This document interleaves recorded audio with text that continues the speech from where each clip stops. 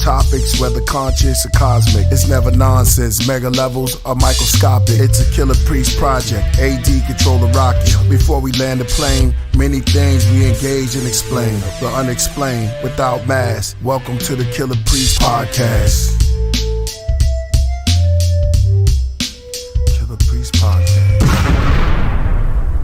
It's the bomb, that's the bomb, that's the bomb, that's the bomb. It's on, it's on. What up, ladies and gentlemen? Welcome to another episode of Killah Priest podcast. I am your host, Killah Priest, the Iron Sheik. Controlling the rocket. Y'all know him. None other than A Dizzle AD. Yeah, I'm good. Sound daddy. What's going on? Hold on, I'm still trying to get my camera right now. Okay.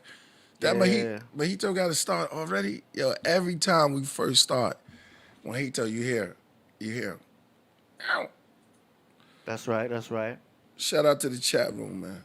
Shout out to the chat room. I see the chat room is being lit up right now. Shout out to the chat room. Peace to the Rocketeers. Yep, and the craftsmen that's in the building. Stand up. That's right. What's good? I see Anubis up in the building. Shout out AD, Mojito. Jody in the building. We have Jody on deck. Jody's on deck. Lordy. I want to send a big shout out to Lady.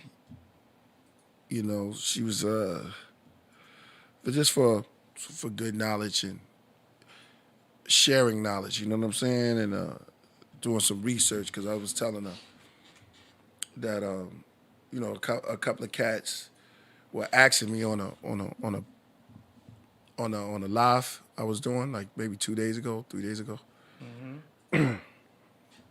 Thank you, Alan. Shout out to Alan. He turned it blue for me and you, and also for the Woo. He's coming on the live stream. She was it's like I got a research team, man. She came with all of these great books and knowledge, and she has these books personally. I was like, oh man, I was very impressed. You talk about ancient Sumer. I was watching the documentary. I know Sue's in the building. I was watching the documentary. And shout out to because NGOZI called me too. Shout out to NGOZI. I was watching a documentary, and the documentary was going in on ancient Sumer, yo. And all they kept doing is talking about Egypt, Babylon. And do you know those dudes created the will?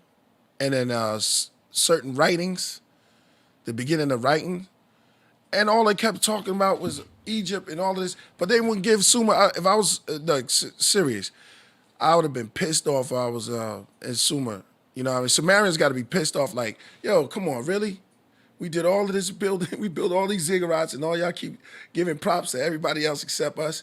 And I think that's because a lot of people don't know too much knowledge on Sumer. Ancient Sumer. Ancient Sumer. The mystery. There's so much mysteries behind it because a lot of people never just jumped into it. I'll go into it a little bit today. Yeah. You know what I mean? Go into a little bit of, somebody said it right. Oh, he said peace to heaven. Us, those who came from heaven. Because I know the podcast, they like to talk about the Anunnakis, those who came from heaven. Anu and Ki. So Anu, I could look that up, whatever. Got a lot to talk about today. I was about to slide right into it, but I'm going to wait for, we get Sewell on here also. Horrified. So somebody, Triple Drake C, shout out to him. He said, Sumer time. Everybody want to go in. Old like the Göbekli Tepe. Maybe old. Yeah, that's right. Microlithic. He said Ki is Earth. See how they are on point, AD? Mm-hmm. And he's right. Anu is heaven, and the word an is heaven, and Ki means earth. So heaven, Anu, Ki. And you can see the word Inki in there. When you go back and check out Sumer turned into Persia, yeah? I thought it was Iraq. We got to get an expert on here. I think Sumer was out there in Iraq, Oh, what? but maybe he knows something. I don't know. Musaka. Musaka said Sumer turned into Persian. But when you, yeah, we're gonna bring you on that. It's Pickle Man on the show. Yeah, we know they already started. Sue's in the building, but we're gonna talk about that because Triple JC sent me a dope picture of Pickle Man. The Talmudic text says Nimrod was the great king, second only to God. Yeah, we have to go into that. Nimrod. Yeah, Nimrod, grandson of Cush. We're going to bring you on here, Sue. Sue's in the bull cage. We go like the bull cages. He be rattling it, you know what I'm saying? But even when you go into Nimrod, see, some of those cats had different names. And I like to stay in Genesis because that's where it all began. When you talk about Genesis, you're talking about a lot of deep stuff and codes, mysteries. Why was there true trees, AD? I know you could tell us on the astrology. Yeah. You know what I'm saying? Astronomy level. Got my camera back up. We good? Okay. Two trees in the garden. Astronomy trees. level. Then I'm gonna take it down to rules. And we're gonna bring on Sue too. Sue, I know you're gonna want to get on this. Yeah. I'm just gonna talk about a little bit. I'm gonna ask you the two trees. Okay. Tree of good and evil. Tree of life. Why use trees? Why is trees? Because when you hit the knowledge of good and evil, you're talking about spring and summer, good. Fall and winter, evil. The kingdom of heaven, New Jerusalem, spring and summer, and then Old Jerusalem, fall in heaven. So when you hit Libra, you're in the balance of those two. If you look at the sign of Libra, it does look like scales, but it's also a tree. So it's a tree of knowledge of good and evil, because spring and summer, fall and winter. I already see. Heaven, good. hell. So winter is technically hell, because in the Bible it's inferno, which is infierno, which is cold. Invierno. So Not hell. inferno of fire, invierno of cold, winter, hell, because the sun has fallen, died on the cross, only to be resurrected into spring. Cycle, the hero's journey. But that's Libra. But Libra is also this tree. It literally looks like a tree. That's really good. Yo, hold on. Make some noise for yourself. Yeah, I'll make some. Yeah, make some noise for yourself. Yeah, man. Do a little clappity clap. Trees. Add on because we're gonna drop. Yeah, that's beautiful gems. AD. It's not me. I got this from Santos. Everything I This be is talking Santos. about, man. This is Santos. Yeah. But you regurgitated it real good. Yeah. I mean, Yeah, that was cool. I study all that. Santos. You know what? When Santos was here, and I asked Santos, I go, Santos, do you know? And you could remember this too. I mean, we have it on tape. I said, Santos, do you know anything about Sumer and Babylon? He goes, in your voice, could you imitate? He goes, that's what I study. He tells me straight up, he goes, that's what I'm into. I'm into ancient Babylon and Sumer. You know, this is my little impression. Yeah. He was like, I'm into Sumer, and he said that's where it come from. So, when we get down to the trees, I do know that a tree, and what you said was dope, yo. Yeah. Astrology level, astronomy level. I have to preface that that's called the astrotheological interpretation, Okay. because the same cycle will also be mentioned. It'll also have other interpretations.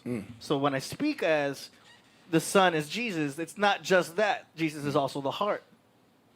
Do you know what I mean? That's the biological You interpretation. better walk right. Do you know what I mean? So Yeah. there's all these So ready to walk on this motherfucker. all these Like, interpretations exist on multiple levels. There's not just one interpretation of the Bible.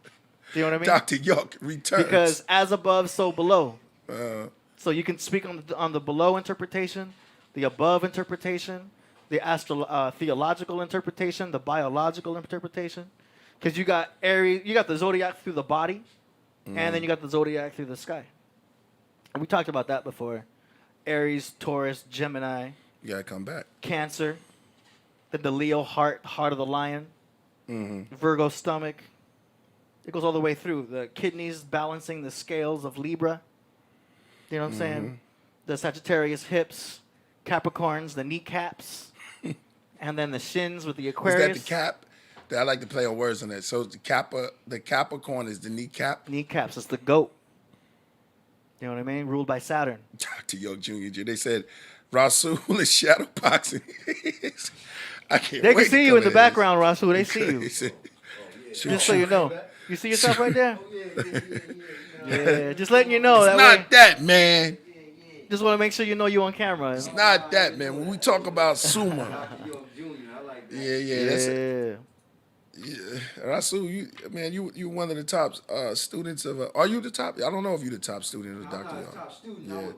Yeah. Polite was a student of Dr. York. Yeah, but Brother Polite. No, listen. He never, ever met Dr. York like all of us did. So he's not really a student. He never actually had to sit down amongst them and sit in the class and listen to him talk. They can't hear you yet. Yeah, but yeah. We're gonna bring you on. We're gonna bring you on. I'm gonna come back to that too. Y'all about to go in, I could tell. Yeah, it's about to be one of those. We got a one new of those moon. nights. It's a new moon right And now. that's why. Every time there's a new moon, we always go into something like that. A Yeah, new moon in that's- Aquarius. We got a the new moon moon's in Aquarius. What's the Aquarius? That's your So moon. that- Is it my yeah So- my house is in Aquarius, right? Your moon is in Aquarius. Your sun sign my moon is is in in Leo. yeah. Yeah. So my moon is my what is that? My That's your emotions. The way you are on the inside, your core. And Aquarius is I'm a deep. lunatic. Now you look at your lyrics, you're deep Yeah, because that moon is in Aquarius. that's peace. You know what I'm saying? That's peace. And I didn't position those moons. Those moons position themselves, or what? They turned in time. We all right. So check it out. Trees. Okay. So, okay, what's the name of the? There's a lot of stuff. She sent me some stuff in the ancient world, trees were used as a symbolic to everlasting, because a tree grows upwards and it grows downward. We always observe the top of the tree, but we never really look at the roots. The roots, it grows both ways, so it's almost like a cell. You see, well, trees is, from the planet. They are like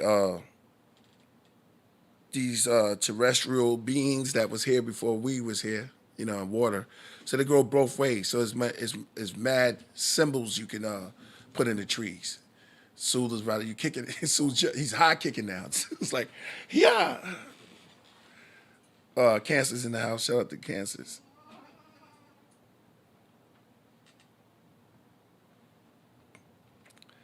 I know. I didn't even. We just jumped right. I didn't even do my tea. I didn't even do my tea ceremony yet. Yeah, before we jump into it, we just drinking true. Because when you break up Sumer, and I'm tired of cats not giving Sumer their props. Sumerians should be pissed. Why we don't give them their props, yo? They built a lot. Yo, they took a long time building them pyramids, yo. Those ziggurats and those temples to their gods. Well, go ahead. Just keep Yeah, you know what I'm saying? And just to turn it back, and it's like, yo, we out here, yo. It's hot. We building ziggurats. We building temples. We talked about Enki. We talked about Enlil. And nobody wants to remember us. We invented writing. They want to take that back. The will. Even when you sew. Trouble Man said we are all as trees, KP. Yeah, we're going to get into that because, see, there's a lot of things that people don't even know. Solstice in the building. Shout out to Solstice. Solstice in the building. Yeah, Solstice is here. Peace. Yeah, because when we were building on, when you talk about trees, you talk about symbolic. So people were considered as trees also. That's why the peace sign is upside down. And you're from your family, what? It's like a bloodline. When they say you're from your family tree, right? Yeah. The fruit don't fall too far from the... Tree. Yeah. But the peace sign's supposed to be this way. Could they see that? Yeah. But It's like a broomstick, too. yeah, and this was back in the 60s. Now, they were infiltrated, and they turned the peace sign upside down to make you think it's like that. This is like, nah, it's not how... You're supposed to be a tree looking up with the hands up. Life, beginning, protection, algiz, death, war. This is opposite. This is what got popular. But you're supposed to be up, praying up. Peace sign is upside down. It's like a... Oh, because they said no peace, huh? This is what got Said, popular. forget People peace. thought that was the peace sign. Almost like a rocket ship, too. Right? Wow. That's the peace sign right there. Y'all can fact check that. No doubt. Symbols, man. There's so many symbols. All right, let me let's do it. Let's slow it down a little bit. Let's have a tea break and have a quick tea ceremony. And let's have a matcha tea. This is not matcha today. This is we're having green and black finest. Oh, finest jade. This is green. Because he put it down for me. I asked him what kind of teas. I guess it's a mixture of green and black, and it's called finest jade. Jade would be what? Green. All right, y'all. Everybody that's home. Should we bring on Rasul? After this, we're gonna toast with Rasul when he come on. Everyone that's in the building, I'm gonna pour a tea for you, a tea for me. Long pour. ASMR. I smear. That's asthma. Indeed. Yo. So tea is treasure. Move this to the side. All right, y'all. Grab your cold brewed. Grab your turmeric. Or your cinnamon. I like that beat to it too. It's kind of flowing. AD, are you drinking tea with us today? You know, I respect the tea, but it's not for me. So what is gonna be? Coca-Cola. Uh-oh. No. Yeah, You just must for now. don't practice yoga. I know. But I'm a fiend for the caffeine. You know what I mean? Coca-Cola? AD, we're gonna have to go at you today. I know. We can't allow you to go to a Coca-Cola, man. I got my Coca-Cola and my Motorola. That's how I be flowing. You know what I mean? No, hold up. You just Yo. you hit me like a boulder. I know. Ooh. Yeah, Coca-Cola. AD is drinking soda. Yeah. Soda in a sanctuary? Yo, but I'm like Yoda. Yeah. You want that sugar? What you got, the sugar rush? Sugar Rush, yes. Sugar Feeling rush. good. Over here in Inglewood. Yeah. Jody drinking Coke too. She drinking Coke too? Oh, man. Uh-oh. I can't take it, bro. You know Mojito had to say I have to what's go. up. Yo, what's up, Mojito? Mojito came to save you. What up, player? Mojito came to save you. Oh, man. like- Coca-Cola. I thought we was toasted. You going hardcore on this. I was like, whoa. Mojito like, I'm that cat. Yo, shout out to Mojito. Mojito's in the building. AD, you always doing something like left field, like crazy. Coca-Cola. Yeah. Well, I mean, only because I came back. But you be from- dropping the science behind it, though. But I'm not going to drink Coke, ever. There's botanical benefits to the cola leaf. Cola is a leaf. Cola. Okay, so There's botanical benefits. you have to put me up on that. Has anybody in the chat room ever heard of a cola leaf? You gonna take you? What you do? You put mojito down? I put him down, man. I don't want to get the fur up in here right now. What is a cola leaf, bro? Cola leaf? Stop the music. We need the music on this. Oh, you like that? You need a drum roll on this. You're saying cola is a natural sauce? Yes, sir. Man, you're supposed to come with your cold brew, but hey, it is what it is. Yeah, you gotta show me the cola leaf. My mind has been blown to bits.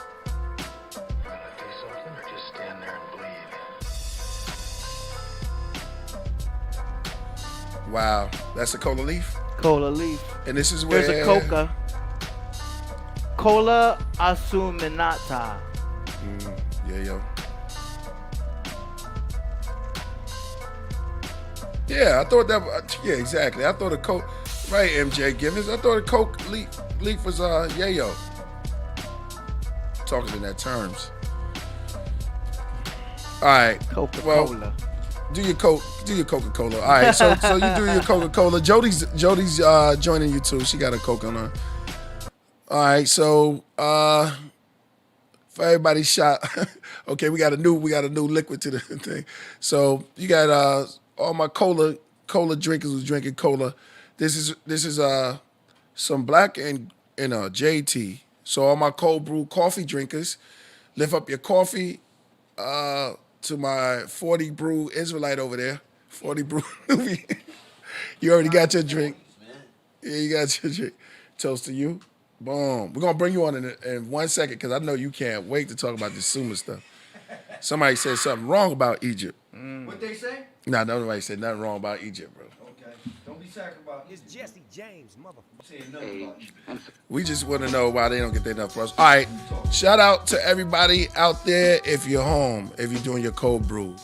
It's Killah Priest. I want to toast with y'all. We're going to watch some videos. We're going to talk about Sumer. We're going to get into this. We're going to maybe play some new music or something. I haven't put nothing out since 2020. I don't need to put nothing, right? Indeed. Technicolor. Oh, the one I put. The Technicolor, but it was a song you did play with the Vortex. What's that song? Oh, right. You're right. Supermind. Superman. Yeah, Supermind is cool. Yeah, Supermind is there. We break down Supermind. We can break down Supermind. All right, hold on, because we can't hear you, Sue. Toast to y'all. AD, where your drink? Yeah. Taste to your Coca-Cola. Here's to Jody. Here's to the whole Rocket to Nebula staff, the craftsmen, and the Rocketeers here. Yeah, buddy.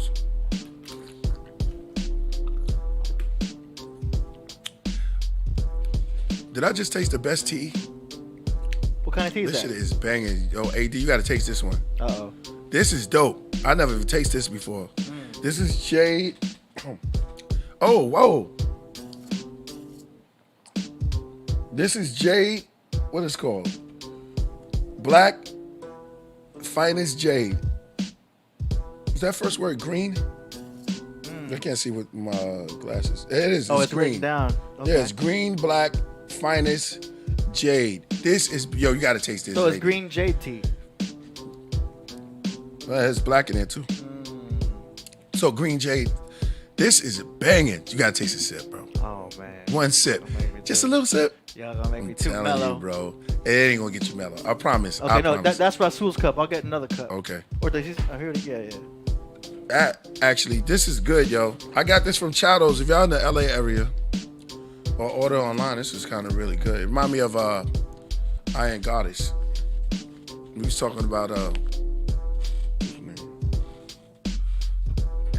but check it out, y'all. Yo, the Holy Basil, Krishna tea. Oh, the purple too. Man, I can't wait to get my hand on that lotus tea, man, and that African tea. I want to taste that. I never tasted that before. I'm gonna just do a shot for AD. AD's drinking with us, y'all. You becoming a connoisseur. You call me A tea, yeah, I am, huh? A tea connoisseur. Tea liquor. Because Tea you noticing liquor. the differences. You noticing the blends. Yeah, taste this one. This one is a. Hey, look at that face! I told you. This is tastes kind of. No, it tastes good. This is kind of smooth, yo. It is. I just don't want to get too mellow and just be all like. Nah, don't take no more. Don't take no more. Don't take no more. It tastes good though. This one has tea in it. It's tea in its tea. So. Love to all. Freddie Cali said, love to all. Love to you too. Jody said, AD looks relaxed. It looks like he might slide down the chair. But AD is always cool. That's why I like to be up with the caffeine, sativa. You know what I'm saying? Teachers. Yeah, the Wu Tea bar. I like it. This is a Wu Tea party. Definitely have to have some trust me tea. RZA's drinking. I wonder what tea he's drinking. Oh yeah, he got a tea, huh? Yeah, I know RZA's drinking tea right now. Ghost may be drinking some tea. I remember me and Ghost went out to we was in Winnipeg, and we drank this black tea. He remembered because he had a good memory. We drank this black tea. We went to the gym and we worked out, laughed the whole time. Tea had us like, boom, boom, boom, boom. Just running through. We was in Winnipeg. No, Whistler. Whistler is a beautiful place, especially for the winter in Canada. Looks like a Hallmark card. Too sweet.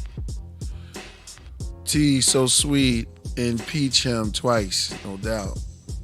Oh, you know, in Boston they got tea. They be having parties out there. Boston? And Boston, Trouble Man. Exactly. How y'all feeling? Feeling good. Yeah, it's feeling good, right? I told you it's kind of good. Okay.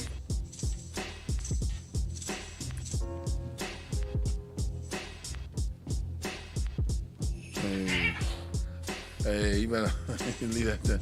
Let's bring on Rasul. Oh, shout out to Freddie Cali. Love and support to all those who hear this, no doubt. Is that his beat? Nah, I'm just playing around the beat. Thank you, Freddie. He turned it. Is that blue or green? It's kind of look at this one. Green. 100. You should try real peppermint tea, natural menthol. Oh, well, you know what? We gotta have something where y'all can send us some tea and have some tea tasting. You know what I mean? Tea taste. Yeah, exactly. Shout out. We got 149 people in the building. Already? Damn, we just started. CDs are now on sale for $20, autograph $25. Hit the super chat and tell them that we're over here. We're building. We're about to go in heavy. It's a new moon. We got Sue here. Sue gonna take us. Ngozi might call in on this. Oh, what? He might call. Yeah, he called me earlier. He called me earlier. The haplogroups. But we got to start giving, even the Ngozi, because I was like, yo, man, let's give Suma some props. Did we get Babylon props? What about Goliath, right? David killed Goliath, right? Well, you know, Goliath had brothers, you know that, right? Goliath was a Philistine. Yeah. Look at Palestine. Akmos and Cosmos. Okay, we got that. So we about to go in. Priest, I bought some blueberry. Yeah, we gotta bring that in. Yeah. Remember they can't hear you, bro. Yeah, you know what I mean? AD gotta start charging motherfuckers. It's all good. Where's the spider tea kettle? That sound dope. Oh, Danny Salinas. Yo, man, hit us with that Anunnaki song again, because we forgot. That was dope, right? Anunnaki song? Yeah. That shit was dope. Yo, without further ado, let me bring on Rasul. Because you keep talking right there. And they need to hear you, bro. Hey, what's in that cup? some tea. Ladies and gentlemen, Rasul.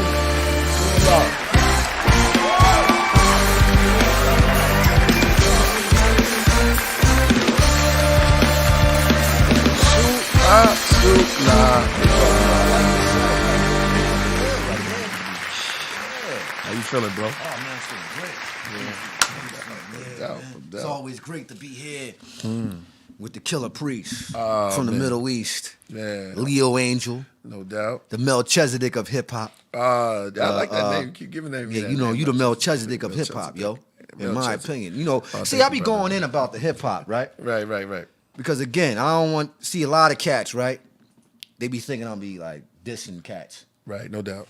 and you know, I'm pouring your tea as you talk. yeah. You know, it's not really about Tea talk. It's not really about. I'm not knocking anybody. All I'm saying, see, here's the thing. Just passionate. You're talking about what Yeah. you want to talk about. Why do you do music?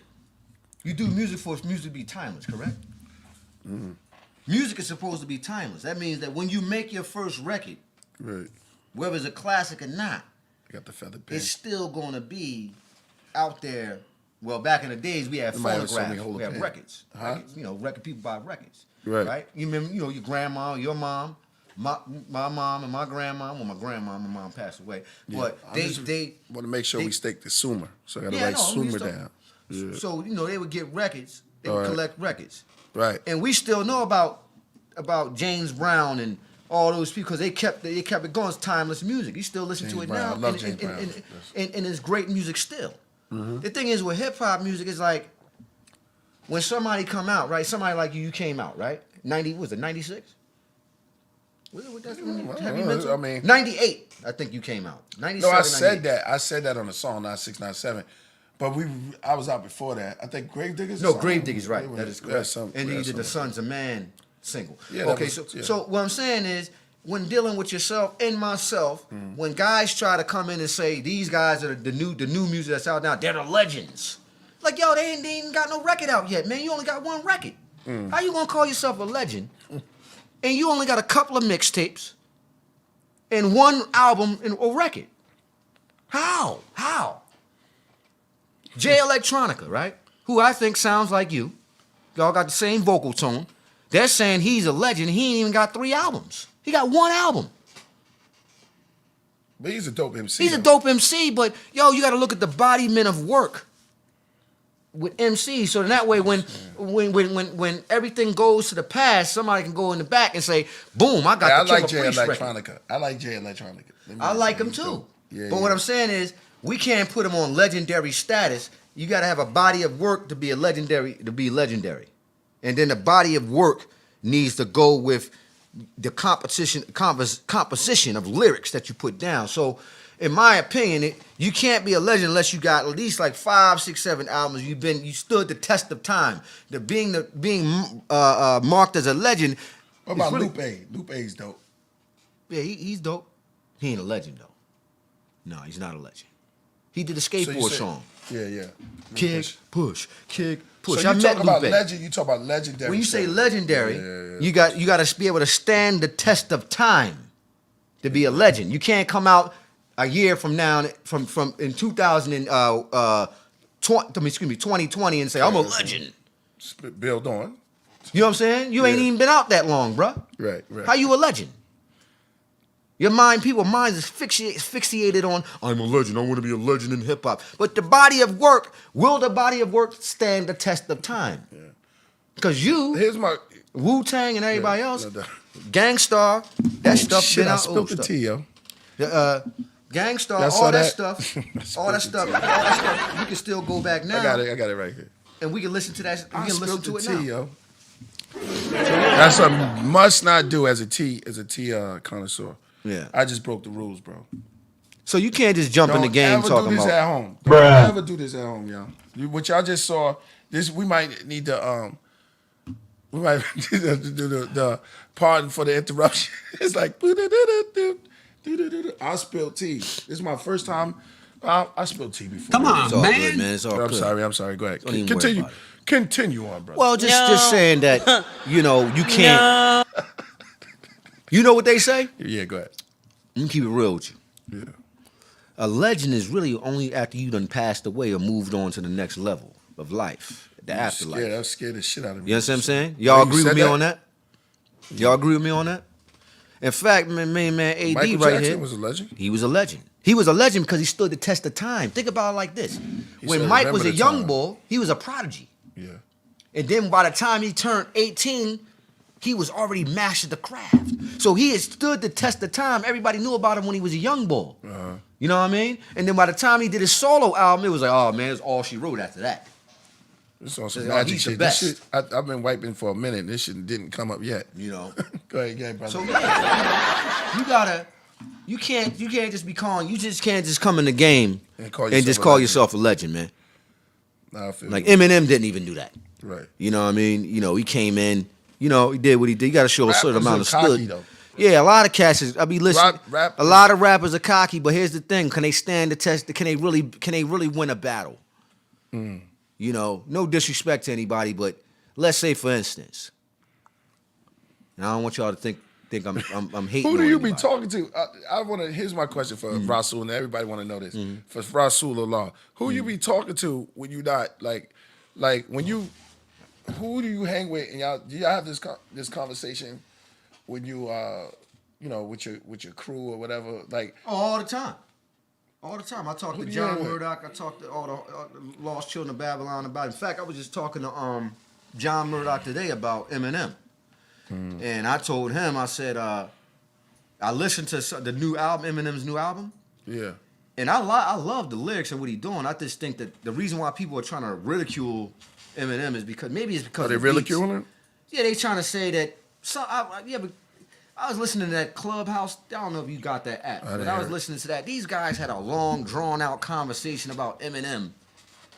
I mean, they talked about this guy for like an hour. I'm like, yo, man, don't y'all got something else better to do in your life to sit around and talk about this guy? But they sat there and talked about, not this one, the new one. I like that album. That album is dope. The new one, the side B to that, it's called Music to Be Murdered. Side B. That's the new one. But anyway, we was talking about this, right? Littles just came in the building. Yeah. We was talking about this, right? And Right.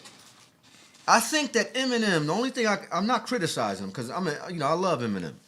I just think that the beats, I think what Eminem is doing, he's trying to kind of like the sound of the tracks sound too much like some of the stuff that's out now. And I think the people are criticizing him. He's like, yo, man, that's whack. And the only reason why they're saying it's whack is because of the beats. Now, I talked to John Murdoch about it, and he agreed with me today. He Who's said, John yeah, Murdoch? he's in the Lost Children of Babylon, yo. Oh, okay. Yeah. So, yeah, you don't know everybody. My bad. There's a whole crew now. You got to meet Yeah, everybody. yeah, man, yeah. But I don't be knowing, man.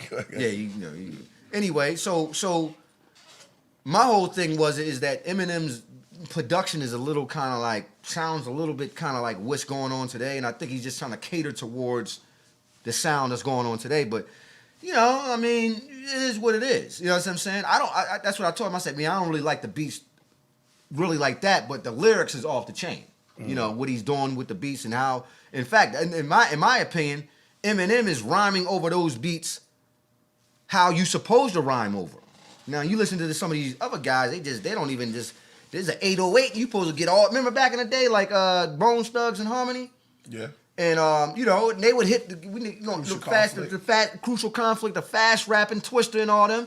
They would set the bar One of my favorite to those groups, tracks. man. Yeah, Twister's off the chain. Crucial conflict. Crucial conflict too. Yeah. They would set the bar. They would set the bar, for lyricism over those kinds of tracks. So I think Eminem is kind of like adding what he could do to those tracks, but I don't think everybody likes it though. They want to hear Eminem over a hardcore beat.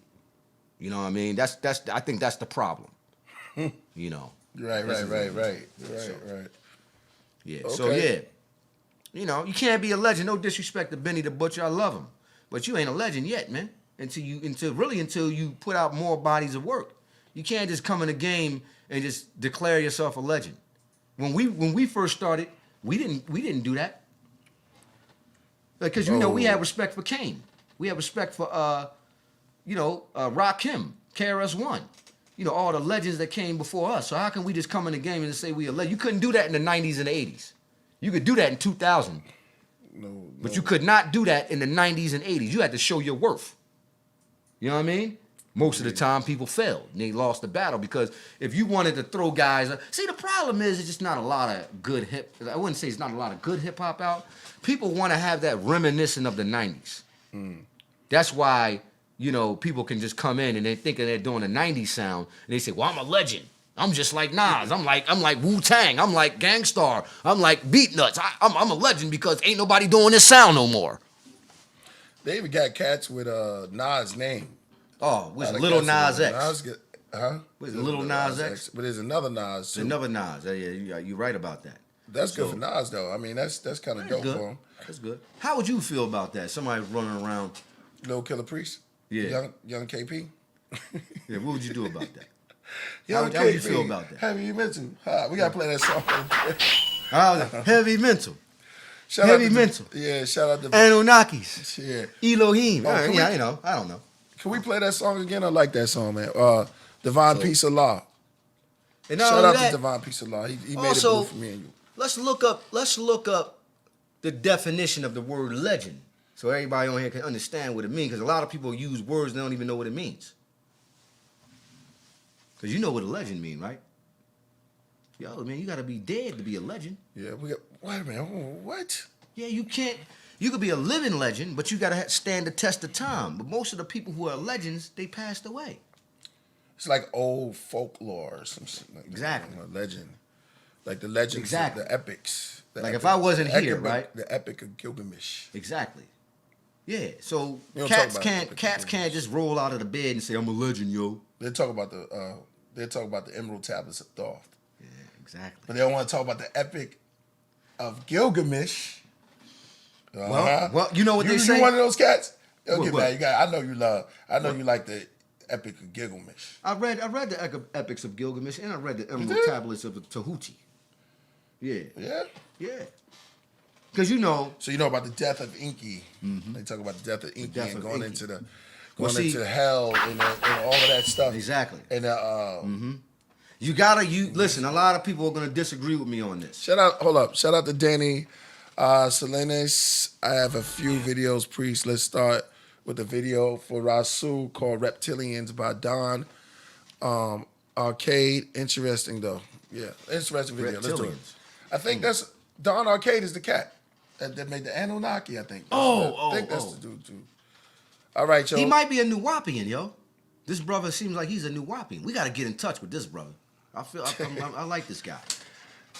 The Nuwapians in the building. The Nuwapians are in the building. They're definitely Where in the they chat at? Where room. they all at? They all scattered because the leader left. The leader was. I try not to bash any black leader because he did make a straight movement. So I don't want to make fun. You with talking this about dude. Doc? He said- Yeah, Doc. Oh yeah, you know they always gonna make fun of Doc, but Doc back in the days, yeah, he was razor sharp, man. Yeah, he was. He was razor sharp. Cats couldn't really. But he have his son now, Prince York. Yeah, okay. You know, like Prince York. He ain't fully equipped. One day I want to get. You can bring him on. I'll talk to him. I'll destroy Prince York. wanna get He don't young- know the doctrine. I want to get young Pharaoh on. Get young Pharaoh. Young Pharaoh somebody destroyed said. Prince York. He did. He destroyed Prince York because Prince York don't know the doctrine.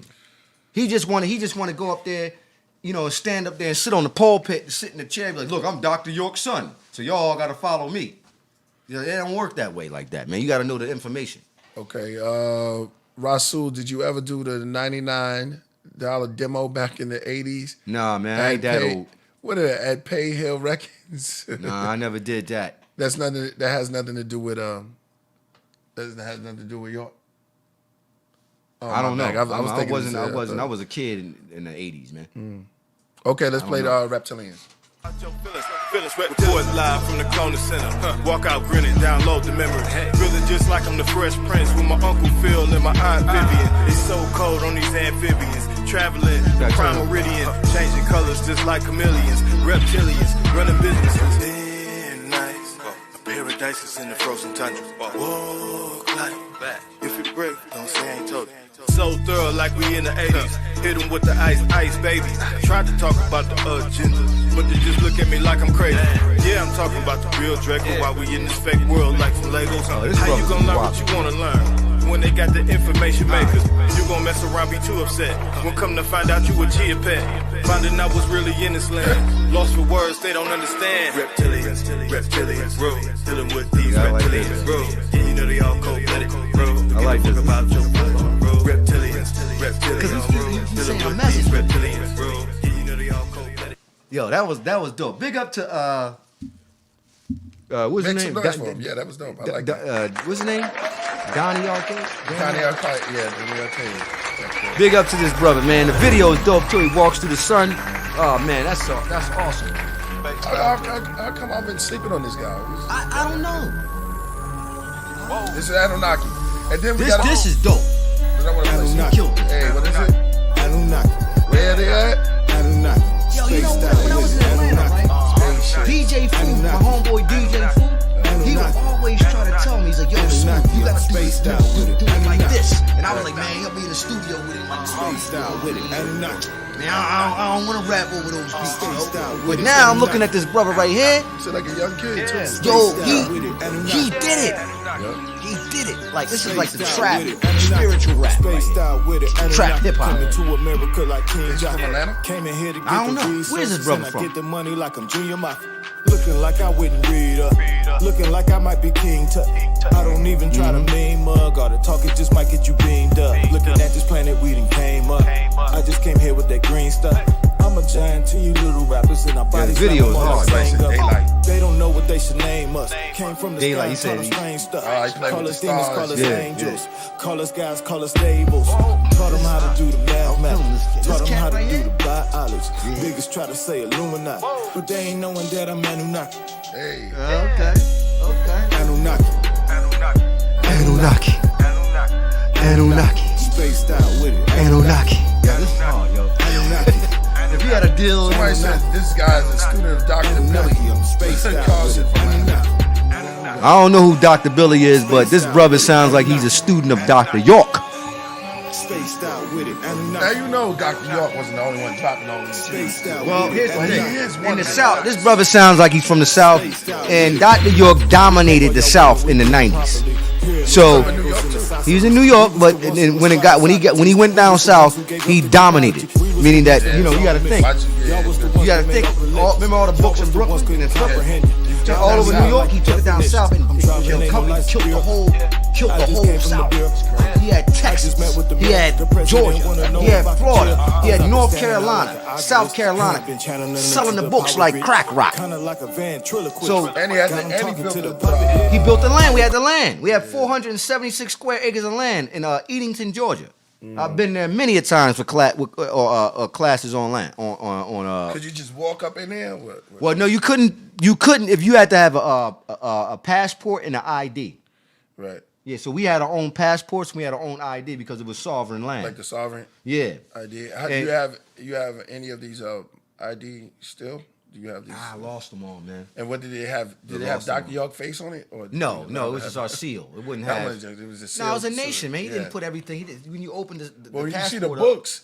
All the Yeah, most of that's the- him promoting it. That's the books. But when we IDs and all that, nah, his face wasn't on that. It was a regular identification card. Do you think that all of the pictures in the books look like him? Some of them, yeah. I But thought it doesn't so. matter though, because you know why? It I was know his why books. he did it though. I know why he said it. Well, I So asked was him about asking that. you, I yeah. asked him about it. If you want to hear what he told me, I'll Yeah. tell you. No, I heard a bill before you tell me that. Well, I'll let you say it. I'm telling you, this He is coming from his said- own mouth, though. This 'cause I coming talked from his to him. mouth too. I Okay. heard, but I believe you more. You Yeah. know what I'm saying? But I believe what he said because I heard. What did him. he say? I heard him say. What did He he said say? that we have been brainwashed so much. Okay. With am I on the right path? No, you're on definitely. He said we've been brainwashed so much with the European version is that he had to put in his own, somebody that looks like them that they can Right. identify.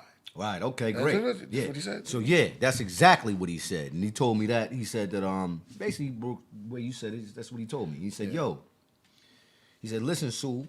And he's talking to the congregation. He said, "Listen, man.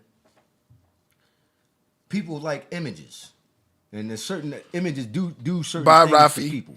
You follow what I'm saying? Yeah, Rafi going to sleep. He said he can't stay up too late. So at that time, you think about the 80s Mm-hmm. in the 90s, right?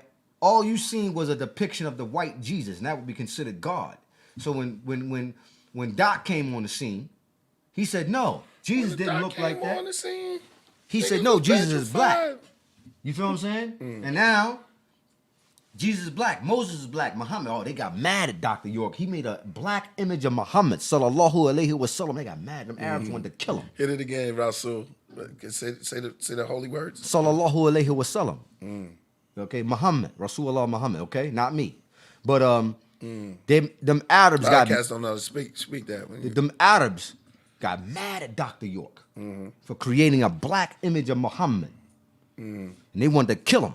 They actually sent a couple of assassins from Saudi and Medina. They tried to have the master teacher assassinated. He would come to remember in Brooklyn they had the. What happened to them though? What the cats who tried to assassinate?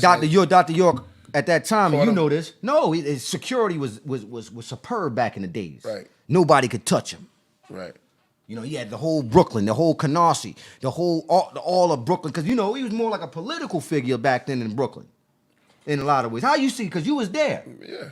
You know, Dr. York, you know, he had business and stuff like that. You know what I mean? Yeah. So, you know, when the Arabs tried MF Doom, shout out to MF Doom. Yeah, shout out to MF Doom, too. MF Doom, may he rest in everlasting peace. He was an Ansar and a student of Dr. York. That's right. That's right. He was a Nuwapian. You know, all the greatest artists. It was We all, you know. Shout out to MF Doom, yo. I just want to say Big this. shout out to MF Doom. We love you, yo. You still with us. You might be really with us. Yeah. Didn't talk too much on that, yo. Yeah. That's why I never really say anything. because we don't want to go. This is Somebody said Doc the Bilal Phillips exposed Dr. Porky tried to sing. I'm like, oh well, yeah, he did. Was a singer. He was a singer. Everybody know Dr. York was a singer. See, the whole thing with that was, let me tell you, Dwight York. Put Look, in singer. There you go. Look. Go ahead now. Go to the pic, AD. I know you see the. Oh yeah. Which one you want? That one. Come on, man. What? It's a picture of know. Dr. York. Like, Let me see that one. That look Because a if you little flamboyant, right? But that's how it was in the 80s. Because That's we the could pull up 80s. we could pull up. Let me see. Look into my eyes. Let me see. Why don't you show a picture with him as a god, man? You're gonna throw these pictures up there. He's from Brooklyn, man. No, that's when he used to sing. All right, let's talk to God. But we might as well. Yeah, he from BK. Yo, look, show that one though. Show the one with him and Russell Simmons right there. Oh, show that. Let me see. That's Dr. York, and I forget the group, and that's Russell Simmons right there. Look at that. Yeah, definitely. No, he was a real dude in BK. You look like Doc trying to holler at that girl right there. He looked like Kane a little bit. Yeah, he Remind me does of look Big like Daddy. Kane. He remind me of Big Kane might. No, actually, no. Dr. You know who really looks Kane like? was running New York. I mean, running Brooklyn. At Yo, one point. Priest, man. I think Rakim looks like Doc. They got the same nose, yo. But then you could say Tupac and all of that. No, Pac don't look like Doc. He looks like Kane more than Rakim to me. You think so? Okay. Yeah.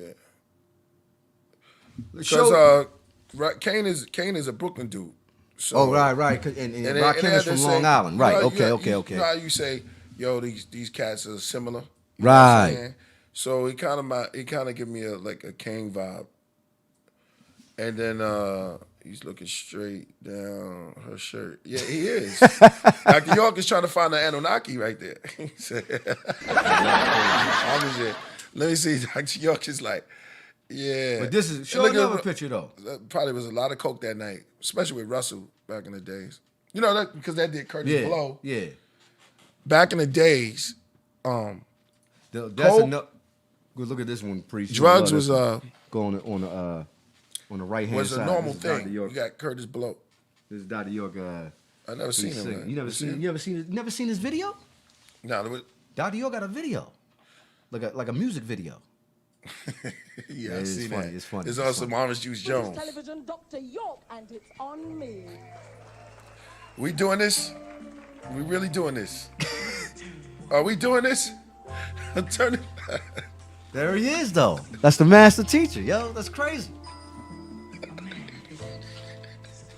Yeah, we doing this. You know, I'm gonna keep it real with you. Can I We're say doing this. something? Hold on. You never seen this video? You never seen this video? Oh, yo. You never seen this video? It's on me. I'm done, yo. You should have did this. Yo, you should have played. Yo, it's online. Everybody knows this. Look, Cats is Hold not up. really mad. Ain't nobody really. So what Dr. Hold York up, we taught listen to everyone. yo. Dr. York. Yeah, I seen Dr. Blow York on right Soul now. Train. Look, Hold on. this is Dr. York in the middle of the 80s. And this is him in he did a tour in I think it was in Europe, and he performed on the show. That's kind of crazy. Did Dr. York just slap his thigh? You know what he's singing? He goes, Rocking back and forth. That's the old Yo. school 70s style right yeah, there. it's like Marvin Gaye. Marvin Gaye, yup. White Pendergrass. Yo. He's pretty good too. He's alright. Now you see. You never seen this video? Yo. I thought you seen this. I saw a video with him, but I didn't see Dr. York sing like this. Yo. This is Dr. He should have played this in court. No. But I'm saying, I'm sorry, I had to go there, man. Dang, I'm wrong for that. I'm sorry, Doc. Oh, it's all good, but here's the thing. People can make fun of York, I never thought that York sung like this, but yo. when it come down to the information, nobody could stand You next would have to never him. known from that. No, I'm saying this like the epic, the records. This is not the pyramid records. This is a actual Dr. York record. No, it's a Dr. York We record. start This looking was in at that face. stores. Keep him just like that. It was in stores.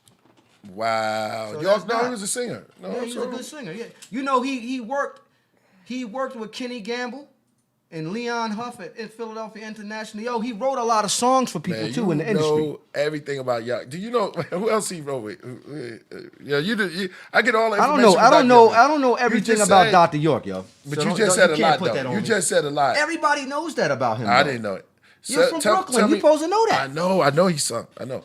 But You never seen that video? I've never seen it. That's First time. crazy. First time. Everybody That face knows. right there. Can we get a flash of that? Yo, Dr. York made $1 million. He was the Smooth. first independent. He was the first independent artist, yo. Smooth cat. And see, a lot of cats was smooth. That's smooth right there. See, a lot of if you peep game, he got the 6-pointer star and crescent right there. Look. where? Oh, I gotta lift this up. You ain't. Yeah, I see a symbol on there. Oh, so he had. So he was. There's yeah. nothing wrong with singing, yo. I'm just ain't saying, nothing there's wrong. nothing You wrong. can't with do that in singing. Islam, though. You know that, right? What? You can't sing in Islam. You know that, right? Why not? That's haram. The word haram means that's not permissible. Arabic word. So if you want to, let's say if we lived in the same community, Islamic community, and I went on the corner and I'm on the corner and I'm singing the blues or whatever. I'm doing what I'm doing. A couple of brothers will walk up and say, "Assalamu alaikum, Ak." I say, "Wa alaikum salam." Well, you know you can't do that. You can't do that on the corner, Ak. And I said, "What you talking about? You can't be singing and doing all that." This is in Philly. No, that's everywhere. Every Islamic community, that's why you never, when you go into an Islamic community, you never see, it's always quiet.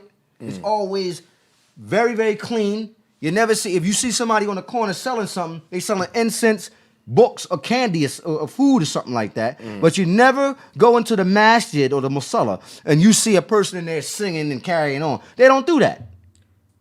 But the word Idan, Wow. the call to I prayer. know, pull up Farrakhan. You know Farrakhan sung too, right? Yeah, of course, yeah. And he used to play. He had a song called "The Black Man's Heaven." Farrakhan singing, and then he played the. I think he plays the violin. Yeah. Is that true? Am I correct? Yeah. Yeah, He violin. was young. I think. Yes, that's right. Somebody said De La Soul was a student of Dr. York as well. That is true. Hey man, there's a lot of people. Yep. A lot of people's a student of. There he goes. There he goes. Somebody said, I am Muslim singing. When he was young. This guy says, I am a Muslim. Singing Right, he's is. so close to the mic. I'm sorry. I am a Muslim. Brother, I want to talk. I want to talk right now. Hold on. My name is Rob Basin. Listen. This guy saying, I'm a Muslim, singing is not haram. There are different interpretations about singing. Yeah, well, there you go. It's an interpretation. People should be able to sing wherever they want to sing. And don't tell me that singing is not haram, Yes, because you Farrakhan can't sing. sing. Go over to one of them Islamic countries and Well, that- stand on the corner and try to put a bucket out there. You singing on the corner in Sudan or one of these other countries, and they say, yo, bro, you can't do that over here. Go and stand in the masjid and just try to sing a song. You can't say they'll kick you out of the masjid. You can't do that. So singing is haram in Islam. You cannot sing. You can't go into the masjid singing a Mary J. Blige song. What? No, Who you can't wants to do go that. to- It's not permissible. Who wants to walk into the... I'm just saying. Like, what if you had your Walkman on? Yo, when I was a kid, I'd go into the masjid to go to the prayer, Friday prayer, and I'd be listening to some of your music. Right. Listening, hey, walk up to, hey, brother, salam alaikum, what you listening to, brother? And I'm you gotta like, tell well, them. I'm listening to Wu-Tang. Well, Right. you can't bring that in here. You gotta leave that tape outside. That's what they do. So the guy who said that, who made that comment, I don't know what kind of Muslims you around, but I was raised by Sunni Orthodox Muslims, and that's not permissible and it's not Somebody allowed. said same for whistling. Could you whistle? No, you cannot whistle. They consider that like songs to the jinn. No whistling, no singing. All you gotta do is be like this. They say, look, they be like, you go in the masjid, there's everything is quiet, you can't say nothing. I'm trying to tell you, yo. So that guy don't know what he's talking about. He said, I'll challenge you, Islam, your knowledge is based. Let me explain something to you, brother. Go on, Rasul. Go ahead. First and foremost, It's going to be a thing. I don't want to really challenge you with Islam because I'll destroy you. And it's going to be a long conversation. But here's the thing. I don't even really care to challenge you because it's a belief system. It's a religion. So you could sit around and dance around and say, oh, I'll challenge you and do that. Oh, that don't matter. That don't mean nothing to me. It's a religion. It's a belief. And listen, you better hope I don't start asking Muslims questions because I was born and raised one, and you Muslims have not answered any of my questions. You didn't even answer Dr. York's questions. What, Because Dr. York asked a question? Yo, we wrote all. Dr. York has questioned the whole Muslim world. Oh, you talking about from before? In the I'm book? talking about back in the days. In the book. Yeah, Okay. like we already presented questions to the Muslims. They still can't explain it. Mm-hmm. So, here's the thing. First of all, you Muslims we're really Hebrews because we believe in Ibrahim, which is the real word Avram or Abraham. So we're really the children of Avram. We're really Israelites. Muslims just took the Ishmaelite route and didn't want to follow Jacob. But the two brothers, they're still brothers. So we can dance all day. There's only 1,400 years of history, bruh. I'll go back 76 trillion. I can go back further. I go back when the atoms was created, before the Big Bang. So yeah, you can dance around, do what you got to do, bruh. He said that 360 questions book was garbage. Well, why you ain't answer the question? Did you answer the questions? Who's saying this? I don't get it. What you Def see? Rockefeller. You locked on. You peered on him. Answer the questions, bro. Dr. York. If I'm not even talking about Dr. York. If Dr. York, I'm not taking This up for is my good, teacher. yo. I mean, I'm not taking up for my teacher at all. But if you consider the 360 question to ask a Sunni Muslim is wrong, how come you have not answered the questions? We're in 2021. Nobody has produced a book to debunk what York was saying. I'm talking about the religious stuff. I'm not talking about the holy tablets and You all got that. crickets? There's sound effects for crickets?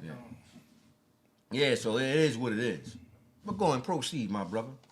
Nah, that was off the hook right there. But I do agree with this, Priest. That is kind of funny. Look how Doc's dressed, man. Nah, it was dope. No. Listen. I knew it I was. said, you and I was Benjamin. He said, there are only two original people of Israel, Judites and Benjamites. Yeah, I agree with that. But, don't He make it was into a flying crazy around in spectacle. space with atoms. What do you say? He said you was flying around in space with atoms. Somebody said Triple JC said he believe in Yah or El. We don't say God here. Sometimes we say the original word. Yeah. So when you say God, you're saying you can say El substituted with the original word. The original word. Or Because you Yah. have the singular and plural. Most of the time, the word for God, when you read it in the English translation, is singular. The God or God. Lord